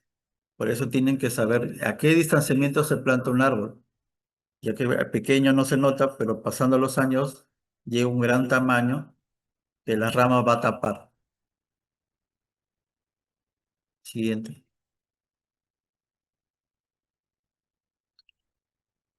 Aquí habíamos hablado del manejo de la técnica de cómo arborizar, pero para ayudarle también a crecer, que sea vigoroso, hay diferentes abonos orgánicos que necesitan los árboles una vez al año, medio año o cada 3 meses, según la variedad o según el lugar donde están, ¿no? Y tenemos diversidad de abonos para que las plantas o los árboles puedan nutrirse y crecer raíces fuertes y buenas ramas. Siguiente.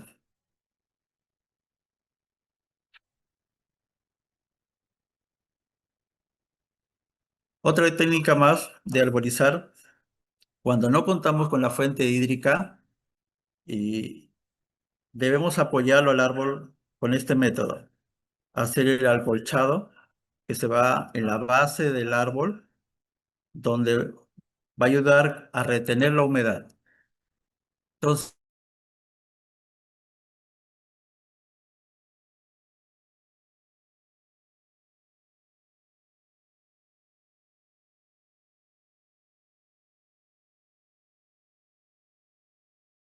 pasando el año, se va distanciando hasta llegar a 2 a 3 veces por mes el riego, cuando son árboles adultos. Siguiente.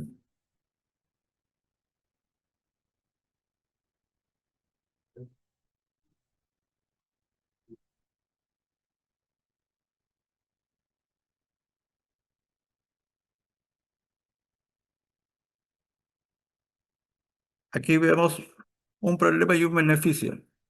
El problema es que están muy pegados los árboles, pero él tiene el beneficio de que está el acolchado, que ayuda a la humedad, a tener humedad en las raíces.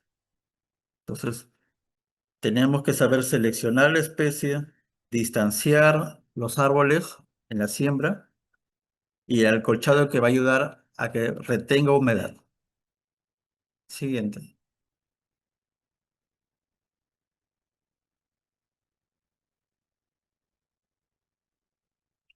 Acá decía la frecuencia de riego de 1 a 3 años. Lo vemos el primer año de 2 a 3 veces por semana.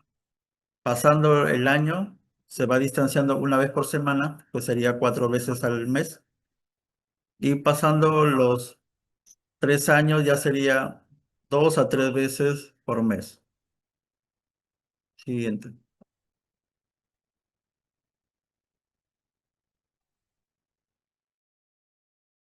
Cuando hablamos de arborizar, tenemos que saber las especies forestales. Los árboles que tienen un tronco principal que es muy diferente al arbusto que no tiene el tronco principal, ramifica desde la base del suelo. Árboles ornamentales que utilizamos para hacer diseños de jardines por la estética. Árboles frutales que aprovechamos los alimentos. Árboles medicinales que sirven para aliviar dolencias o enfermedades. Árboles no maderables, ¿no? Que es el bambú o es la palmera. Siguiente.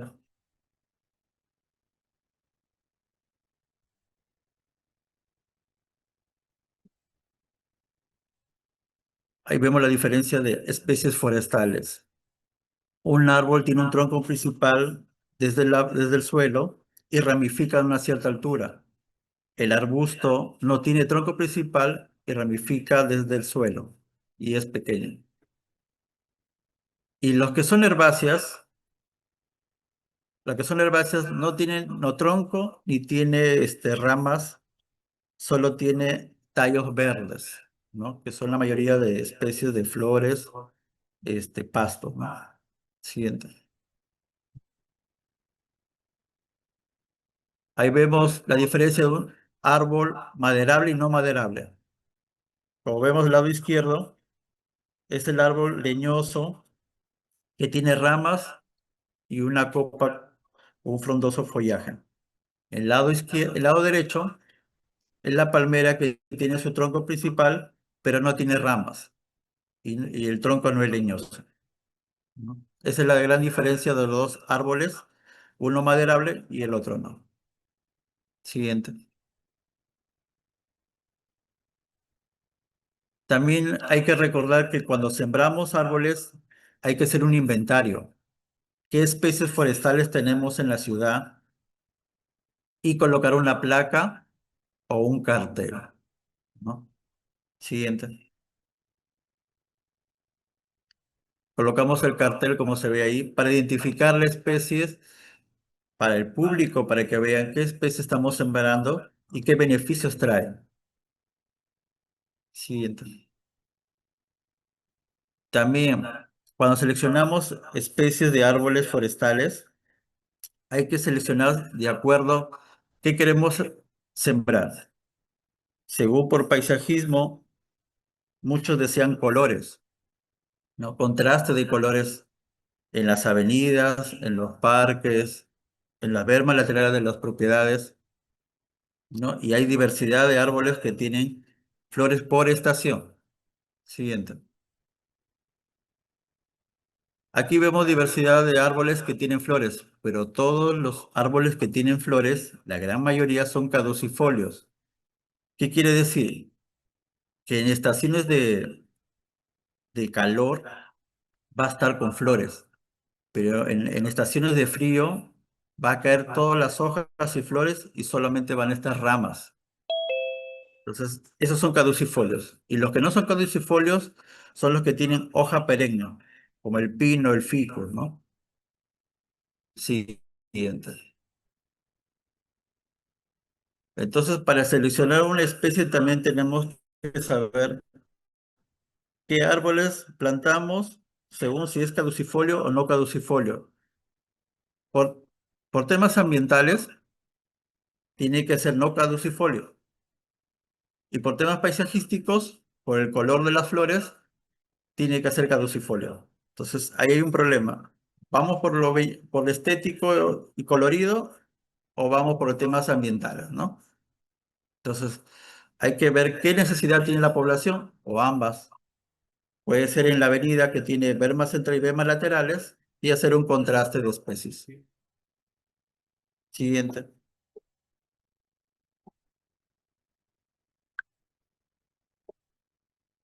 Otras especies que contamos acá en la ciudad de Trujillo, contamos con árboles muy grandes, como es el ceibo, el palo borracho o el ceibo que tiene grandes raíces y copas. Y esto lo podemos visualizar en la Avenida Larco, que solamente hay una especie de ceibo y la urbanización Primavera.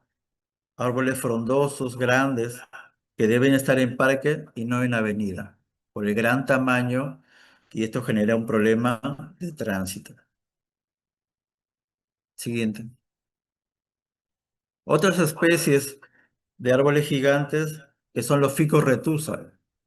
La foto del lado derecho es la avenida Mansiche, la cuadra 1 a la 3, y el lado izquierdo es de una avenida de Lima, ¿no? Estos árboles frondosos, como vemos, plantados en una berma muy estrecha, de las cuales no deberían ir ahí, porque esto con el paso del tiempo cortan raíces cuando arreglan pistas, veredas, alcantarillado, ¿no? Y va a generar un problema de caída de árboles, y esto tenemos que evitar. Siguiente. Acá hay un árbol patrimonial de Trujillo, un Ficus retusa, que está en la oración San Andrés, al lado del parque donde tiene un reservorio de sedalí.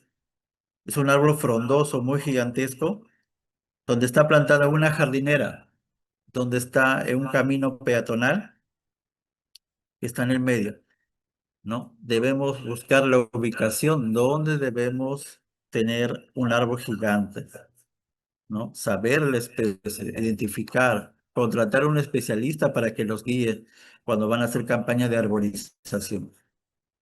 Siguiente.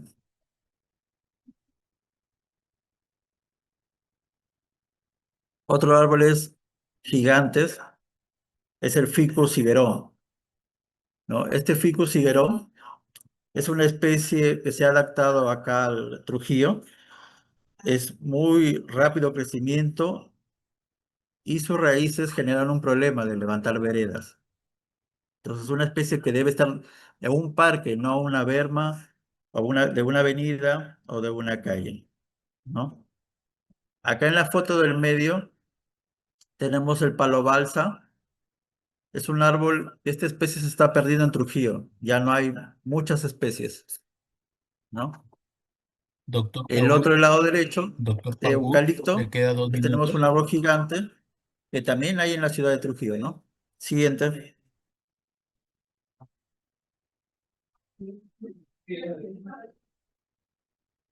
Siguiente.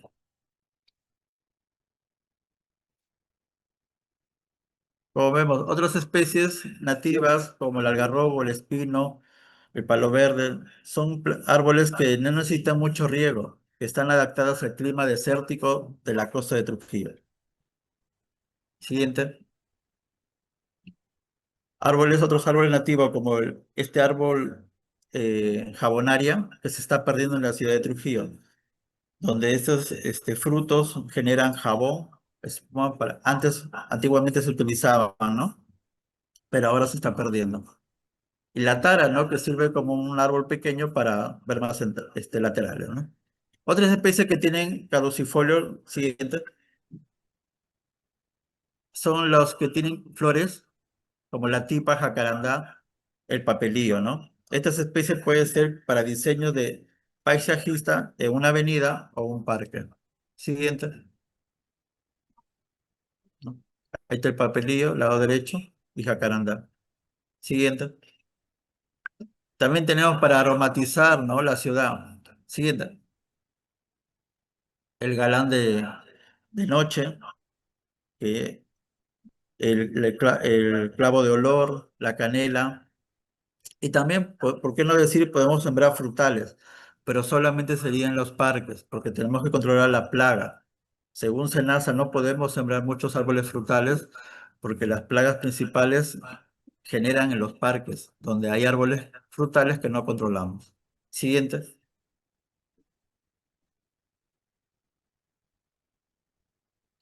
Los árboles pequeños como arbustos, está el mbutú y la antana cucarda, que todo el año están con flor y con follaje, para ver más laterales o espacios reducidos. Siguiente. Doctor Paul, 1 minuto para terminar. ¿Qué dice? Ahí. Ya para acabar ya, otras especies arbustivas pequeñas, aralia, chifleras y acalifas rojas para espacios muy reducidos. Siguiente. Un mensaje que dejo.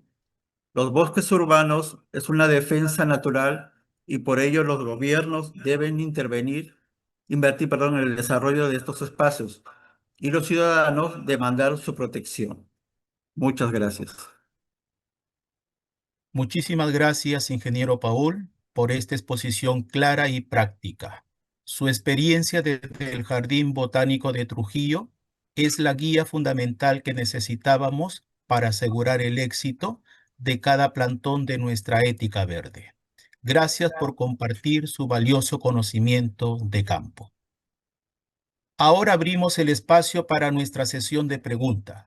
Invito a la docente, la magíster Luz Angélica Peralta León, quien tendrá a cargo la moderación de este espacio. Adelante.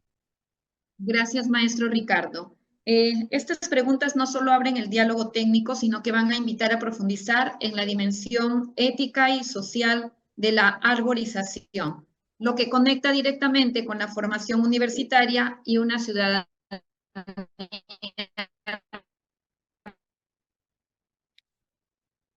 responsable. La primera pregunta es, ¿qué estrategias considera más efectivas para involucrar a estudiantes universitarios y vecinos en el cuidado y mantenimiento de los árboles urbanos?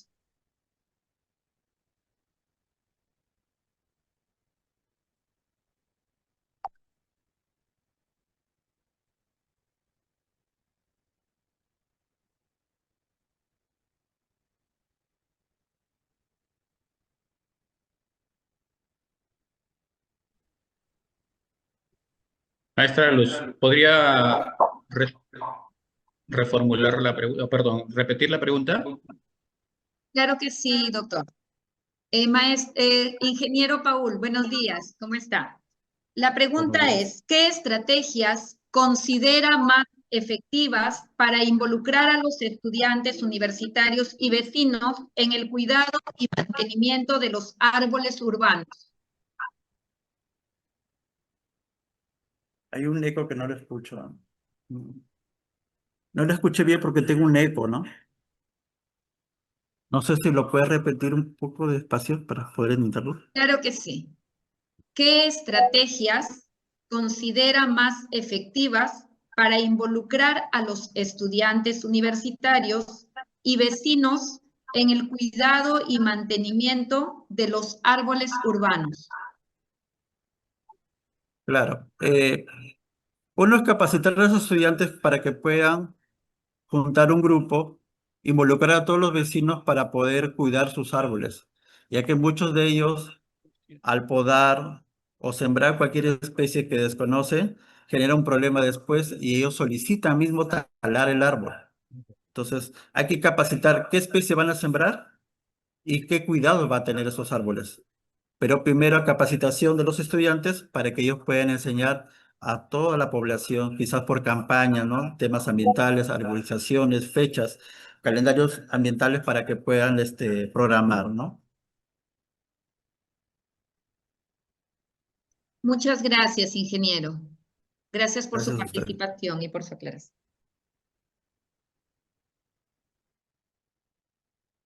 Maestro Bien. Ricardo, les cedo la palabra.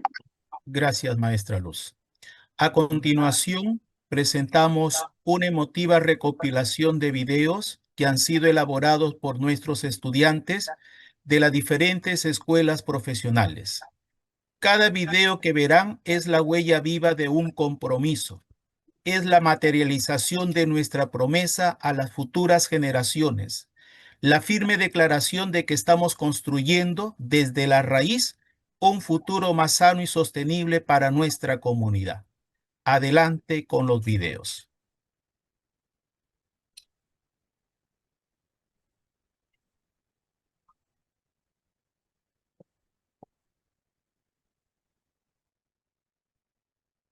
Hoy hablaré sobre un tema que se ha vuelto muy fundamental y muy hablado, muy escuchado en estos últimos tiempos, y es la contaminación ambiental. Cabe resaltar que aunque nuestro mundo ha ido avanzando en ciertos aspectos, como en la tecnología, también ha ido retrocediendo en otros, como es la contaminación. El cuidado de nuestro medio ambiente se ha vuelto un tema nada más para poder comercializar o poder hacer proyectos que solo duran por un momento, y luego nuestro planeta es descuidado una y otra vez. Sin embargo, a través del proyecto Ética Verde, el cual se llevó a cabo en el curso de Filosofía y Ética, no se busca solamente hacer un proyecto de momento o de temporada, sino que se busca hacer un proyecto que perdure por muchos años. A través de este proyecto llamado Ética Verde, se busca poder incentivar a la nueva generación a que pueda cuidar del planeta a través del reto de sembrar un árbol. Por ejemplo, en mi caso planté un árbol de limón, el cual lo planté en un huerto y le di los cuidados que merecía.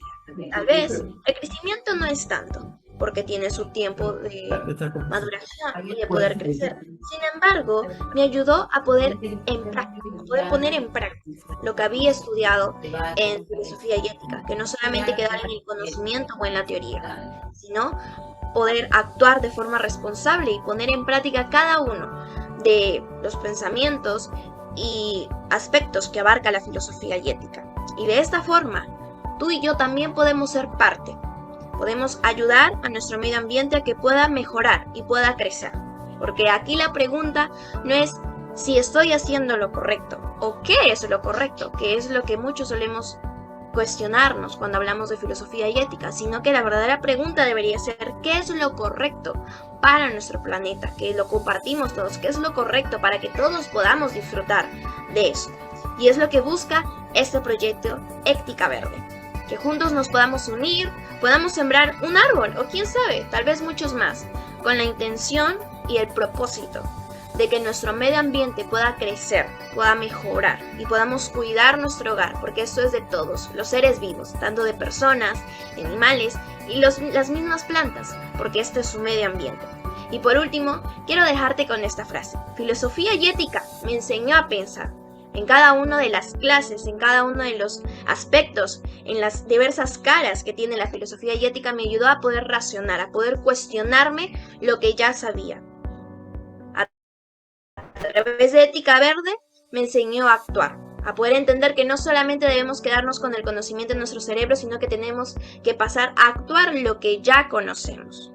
Y al juntar estas dos experiencias me recordaron que nuestras ideas pueden transformar nuestro entorno si estamos dispuestos a dar el primer paso. Así que te animo a que te puedas unir a este hermoso proyecto que es Ética Verde y que juntos podamos sembrar un árbol y cuidar nuestro planeta. Muchas gracias.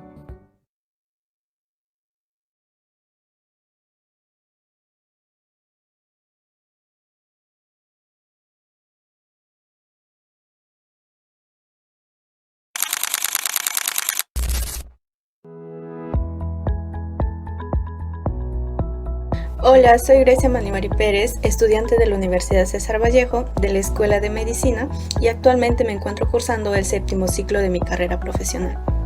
Hoy les vengo a contar mi experiencia en el proyecto Ética Verde dentro de la experiencia curricular Filosofía y Ética del año académico 2025.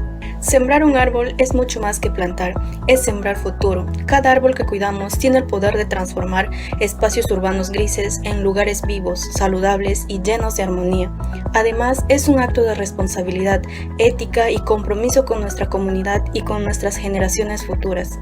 En nuestra ciudad de Trujillo, muchas zonas urbanas carecen de áreas verdes y esto genera problemas de contaminación de aire, aumento de temperatura, pérdida de biodiversidad y espacios urbanos menos agradables para vivir. A raíz de esto, decidí intervenir en un espacio que necesita recuperar vida a través de la arborización, específicamente en el distrito de Víctor Larco, en el Parque La Solidaridad, referencias espaldas de la Universidad César Vallejo. En esta oportunidad yo seleccioné la palmera areca por ser una especie resistente, estética y adecuada para espacios urbanos. Esta planta es ideal para crecer en la ciudad y aportar sombra, frescura, belleza al entorno, asegurando que su intervención sea sostenible y duradera. Al momento de hacer la identificación de la zona, obviamente tomé en cuenta que el espacio sea accesible, con buena iluminación y con suficiente terreno para la siembra. Al poder ver el lugar, me di cuenta que necesitaba de vida vegetal y su transformación podía generar un impacto positivo en la comunidad cercana. Antes de plantar, hice un diagnóstico del suelo, evalué su textura, su humedad y su composición. Además, la enriquecí con abono de humus para que la palmera areca tuviera las mejores condiciones para crecer fuerte y saludable. Como aliados estratégicos durante todo este proceso, conté con el apoyo de un familiar, También tomé en cuenta las consideraciones del señor quien me dio la accesibilidad para hacer la plantación en el parque y a su vez tomé las sugerencias del señor de un vivero cercano de donde adquirí la planta. En sí, ellos fueron las personas que me ayudaron a seleccionar la planta adecuada y a su vez me orientaron sobre los cuidados necesarios para asegurar la adaptabilidad y su crecimiento de la planta. La palmera areca fue adquirida en un vivero cercano, ubicado en el distrito de Víctor Larco, específicamente en la avenida Juan Pablo. Su tamaño y su estado de salud fueron criterios fundamentales para garantizar su adaptabilidad correctamente al espacio urbano elegido. El día de la siembra fue un momento muy especial. Preparé el hoyo, eché el abono, planté la palmera y realicé el riego inicial. Cada paso fue realizado con mucho cuidado, porque entendí que la responsabilidad ambiental comienza desde la acción misma. Durante varias semanas hice un seguimiento y monitoreo de la planta, donde observé su crecimiento, regué según sus necesidades y documenté las evidencias mediante fotografías. Esto permitió asegurar que el plantón se adaptara correctamente al entorno urbano y creciera de manera saludable. Sembrar un árbol es sembrar esperanza y compromiso. Esta experiencia fortaleció mis valores como la constancia, la responsabilidad, el cuidado del bien común y la conciencia ambiental. Y a su vez nos enseña que incluso una acción individual puede generar un impacto significativo dentro de la comunidad. Cada árbol que plantamos es una promesa. La promesa de un aire más limpio, de un espacio más vivo, de una ciudad que respeta la vida. Mi palmera no es solo un plantón, es un recordatorio de que nuestras acciones hoy pueden transformar el mundo. Les invito a sembrar, a cuidar y al mismo tiempo soñar con un futuro más verde, porque cada árbol que plantamos es una semilla de cambio.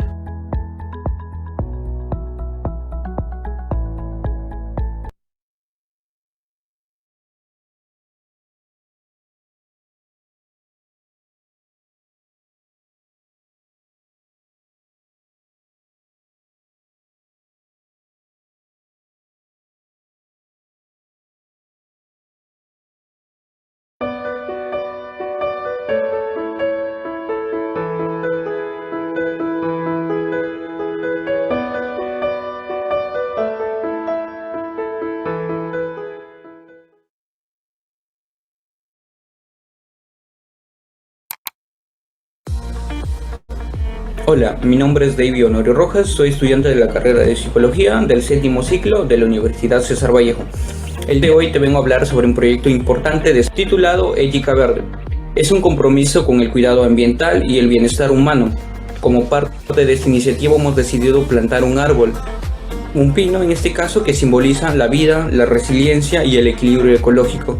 Con este proyecto nosotros hemos buscado promover tanto la conciencia, la responsabilidad y las acciones que mejoren tanto nuestro entorno natural, así como nuestra salud física y psicológica, por supuesto. El árbol que he sembrado es de la familia Eucaria heterófila, una especie muy reconocida por su capacidad de absorción de dióxido de carbono. Cabe resaltar que un solo ejemplar de estos puede absorber de entre 10 a 20 kilogramos de dióxido de carbono al año, lo cual contribuye significativamente a la purificación del aire. Asimismo, estos pinos liberan ciertos compuestos orgánicos que favorecen la calidad del ambiente y generan al mismo tiempo aspectos positivos de bienestar psicológico, como el mejoramiento de nuestro estado de ánimo y la reducción del estrés. Cabe resaltar que su rápido crecimiento, la resistencia climática y el aporte a la biodiversidad lo convierten en un árbol ideal para proyectos de reforestación y de educación ambiental a futuro. Ante ello, cabe resaltar que la tierra es nuestro hogar, que respira, que florece, que nos sostiene, pero también es un hogar que nos habla y que nos dice cuál es su mensaje. Su mensaje es claro. Cada año vemos cómo los bosques disminuyen, los ríos se contaminan y el cambio climático pues continúa. En la comunidad donde yo vivo, observo la falta del cuidado hacia las áreas verdes, la reducción. Y cuando me refiero a esto, me refiero a cómo nosotros estamos perdiendo nuestros espacios naturales, ya sea por el abandono o la expansión de la ciudad. Menos áreas verdes implican más estrés, más cansancio, menos espacio para conectar entre nosotros. Para mí es importante proteger un árbol, porque también es cuidar nuestra salud mental. Y ante ello la ética verde surge como un puente entre el ambiente y la conducta humana, y nos invita a reflexionar no solo sobre lo que hacemos, sino por qué nosotros lo hacemos. Desde la psicología sabemos que las decisiones humanas no ocurren al azar, y que estas están guiadas por ciertas creencias, hábitos, motivaciones y significados. Cuando hablamos de ética verde, hablamos de cómo la conducta prosocial, la responsabilidad colectiva, la empatía ambiental y el cuidado del entorno como parte de la salud mental y social, pues influyen directamente en el lugar donde vivimos. La ética verde se basa en principios que también son pilares fundamentales de la psicología. El respeto, que promueve la empatía hacia todas formas de vida, la responsabilidad que se relaciona con el autocontrol, la toma de decisiones y la madurez moral que nosotros podamos demostrar, y la sostenibilidad, que implica pensar en el futuro y no solo en el beneficio inmediato que nosotros podamos obtener. Cambiar conductas requiere de educación, conciencia y hábitos. Por eso, acciones como reciclar, reutilizar o reducir o cuidar el agua también fortalecen lo que es el autocontrol, la coherencia personal y el sentido de propósito, que son elementos claves para nuestra salud mental. Desde la psicología sabemos que un pequeño cambio de la conducta puede transformarse en un sistema. Una acción repetida se convierte en un hábito. Un hábito se puede volver una cultura, y una cultura consciente puede transformar una sociedad para bien. Por ello, el cambio empieza cuando nosotros comprendemos que nuestras decisiones afectan nuestro bienestar emocional y el bienestar de las personas que nos rodean. Sembrar un árbol no solo es un acto ambiental, también es un acto psicológico que promueve la responsabilidad, fortalece el vínculo comunitario e incrementa la autoestima y genera la sensación de logro. Cuando una comunidad se une para sembrar, limpiar o educar, se construyen redes de apoyo, se fortalece la identidad colectiva y se desarrollan habilidades socioemocionales que son fundamentales. Por ello, he contado con la participación de un aliado y juntos hemos dado cuidado y protección. Así nace Ética Verde, un proyecto donde la psicología se une al cuidado ambiental, que es un espacio para promover conductas responsables, conciencia ecológica, bienestar emocional, y que demuestra que cuando el ser humano se conecta con la naturaleza, se conecta también consigo mismo. El planeta nos necesita y la psicología también tiene un papel importante en la protección. Actúa, educa, inspira. Vive con Ética Verde porque el cambio comienza en la mente, pero también florece en la tierra.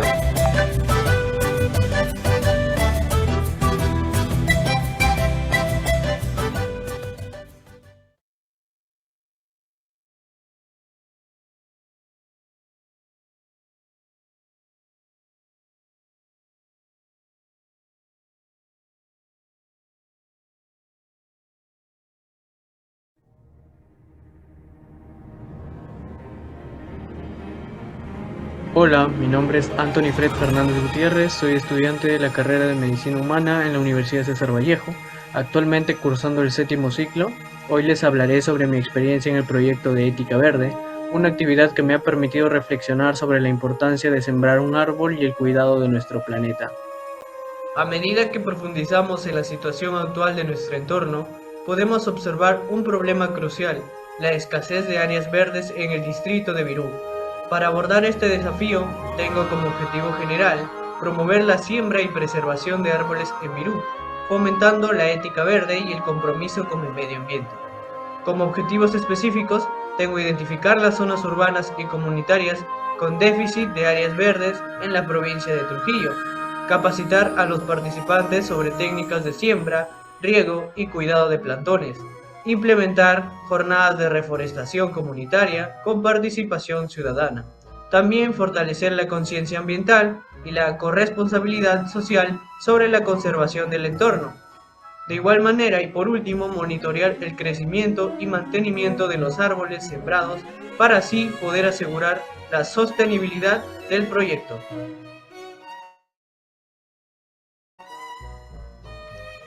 La siembra de mi árbol la realicé dentro de la huerta de mi casa, un espacio pequeño pero con potencial para ayudar al medio ambiente. Este diagnóstico inicial mostró que en mi vecindad no hay suficientes áreas verdes, por lo que decidí contribuir con un pequeño gesto sembrando un árbol que aportará tantos frutos como beneficios ecológicos.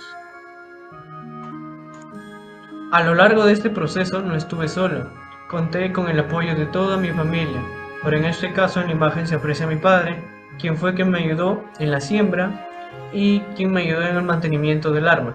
También recibí orientación de un vivero local que me proporcionó el plantón adecuado para este proyecto. Antes de sembrar el árbol, investigué sobre las especies más adecuadas para mi zona. Finalmente decidí plantar un árbol de naranja, que en este caso lleva de nombre científico Citrus sinensis, ya que es una planta nativa, resistente y muy beneficiosa tanto para la alimentación como para el medio ambiente.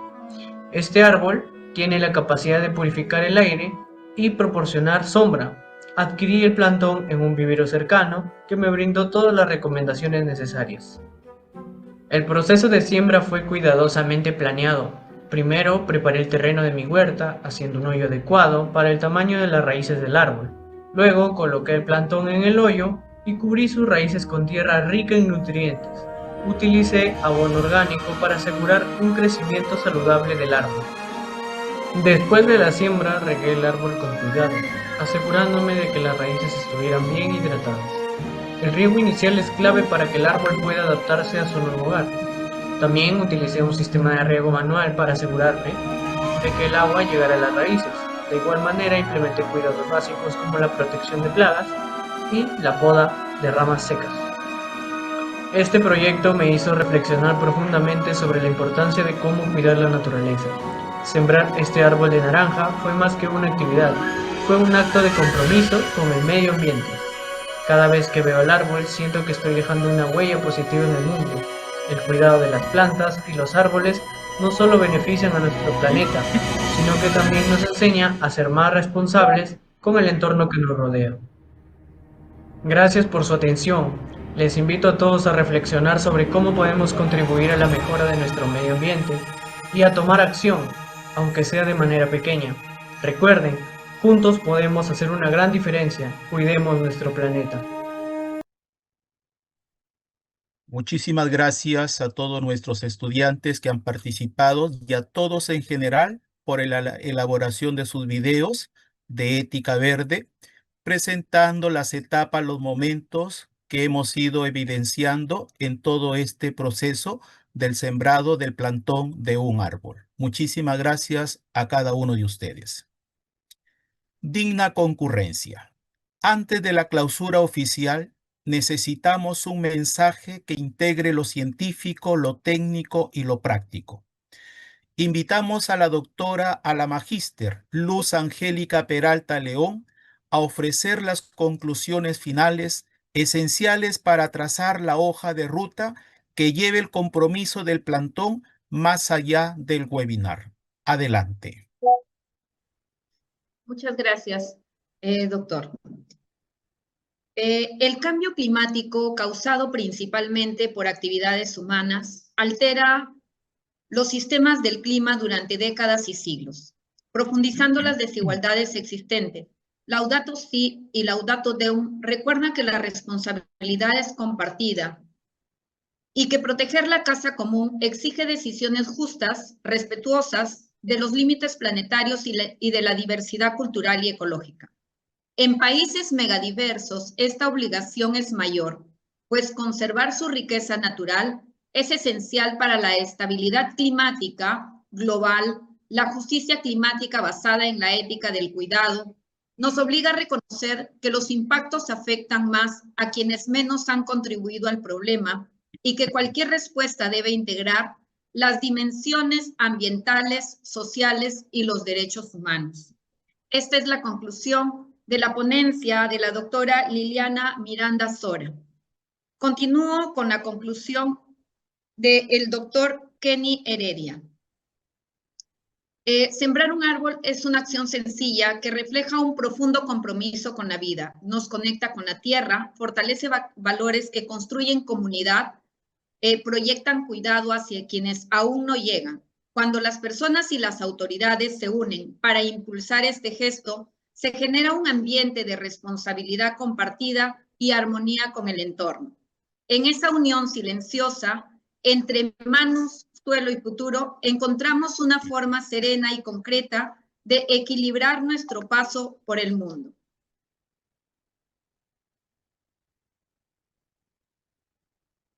Y tenemos la conclusión del ingeniero Paul Huánuco, donde nos indica que la arborización urbana es una estrategia que mejora el ambiente y la calidad de vida mediante la selección adecuada de especies, su correcta plantación y mantenimiento. Elegir árboles sanos desde vivero, aplicar tutoreo, respetar distancias y usar abonos orgánicos garantiza un crecimiento seguro y sostenible. La clasificación de especies ornamentales, frutales, medicinales y maderables permite aprovechar diversos beneficios, mientras que las especies nativas fortalecen la identidad local y la resiliencia climática. El diseño paisajístico con árboles florales aporta belleza y bienestar, y la planificación mediante inventarios asegura una gestión ordenada, sostenible y segura del arbolado urbano. Gracias.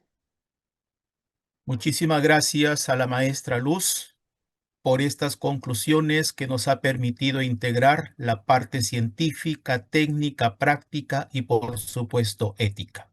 Muchísimas gracias. Hemos llegado al momento cumbre de nuestro webinar. El compromiso con la ética verde es la cúspide de la formación integral de nuestra universidad. Este evento no es el final, sino el inicio de una responsabilidad continua para nuestros futuros profesionales. Para ratificar este compromiso y ofrecer el mensaje final que nos guiará, tengo el honor de invitar al magíster Beethoven Medina Sánchez, presidente del capítulo de Ingenieros Agrónomos del Colegio de Ingenieros del Perú, para las palabras de clausura. Con respeto y expectativa le cedemos la palabra. Asimismo, quiero informar que en el chat del Zoom hay un enlace para poder responder una breve encuesta de satisfacción. Adelante, maestro Beethoven. Buenas tardes, doctor Ricardo Weber. Agradecido de que este certamen académico ecológico haya considerado al Colegio de Ingenieros del Perú, Consejo Departamental La Libertad, para que a la vez me dignen en condición de presidente del capítulo de Ingenieros Agrónomos hacer esta clausura que, conforme he escuchado, tiene mucho de humanismo a través de las exposiciones que hemos escuchado. Ambos expositores han expuesto sobre la necesidad de hacer una justicia intergeneracional. También hemos escuchado que sembrar un árbol es sembrar valor, y el ingeniero Huánuco nos hablaba sobre el manejo y conservación de frutales y de algunos arbustos en la parte urbana de Trujillo. Con esto también creo que se ha cumplido con una tarea universitaria de cumplir con la agenda conservacionista, con todos los objetivos de desarrollo sostenible que tenemos vigentes hasta el 2030. Por ello, hay que destacar que este certamen de escasez de árboles en las zonas urbanas de la provincia de Trujillo es urgente. Y creo que las conclusiones que acaba de leer la magíster Luz nos ha dado a entender que en esta oportunidad se ha cumplido con los objetivos, cuál es el promover la siembra de árboles nativos y frutales en las zonas urbanas de la provincia de Trujillo. Por lo tanto, también permítanme felicitar a los docentes de la Universidad César Vallejo de las experiencias curriculares de Objetivo de Desarrollo Sostenible, de Filosofía y Ética, y Constitución y Derechos Humanos, porque a través de estas disciplinas, como mencionaba la doctora Liliana, intergeneracionales, podemos hacer que este mundo sea sostenible, que el conocimiento, esto es para los estudiantes, no solamente es científico, sino también debe ser humanista. Con la venia del coordinador de lo que es formación humanística de la UCB en Trujillo, el doctor Ángel Zabaleta, y a nombre también del Colegio de Ingenieros del Perú, damos por clausurado este exitoso certamen y ojalá se sigan organizando para tomar conciencia no solamente ecológica, sino que tengamos un sentimiento clorofílico para los días sostenibles de la especie humana en esta parte del universo que se llama Tierra. Tomamos por clausurado este importante certamen. Muchísimas gracias, Magíster Beethoven, por estas palabras tan alentadoras para seguir en este proyecto Ética Verde. El verdadero corazón del proyecto Ética Verde reside en la pasión de quienes lo gestionan. Antes de despedirnos, queremos dar un reconocimiento especial a las mentes y manos que trabajaron incansablemente en esta jornada, a nuestros coordinadores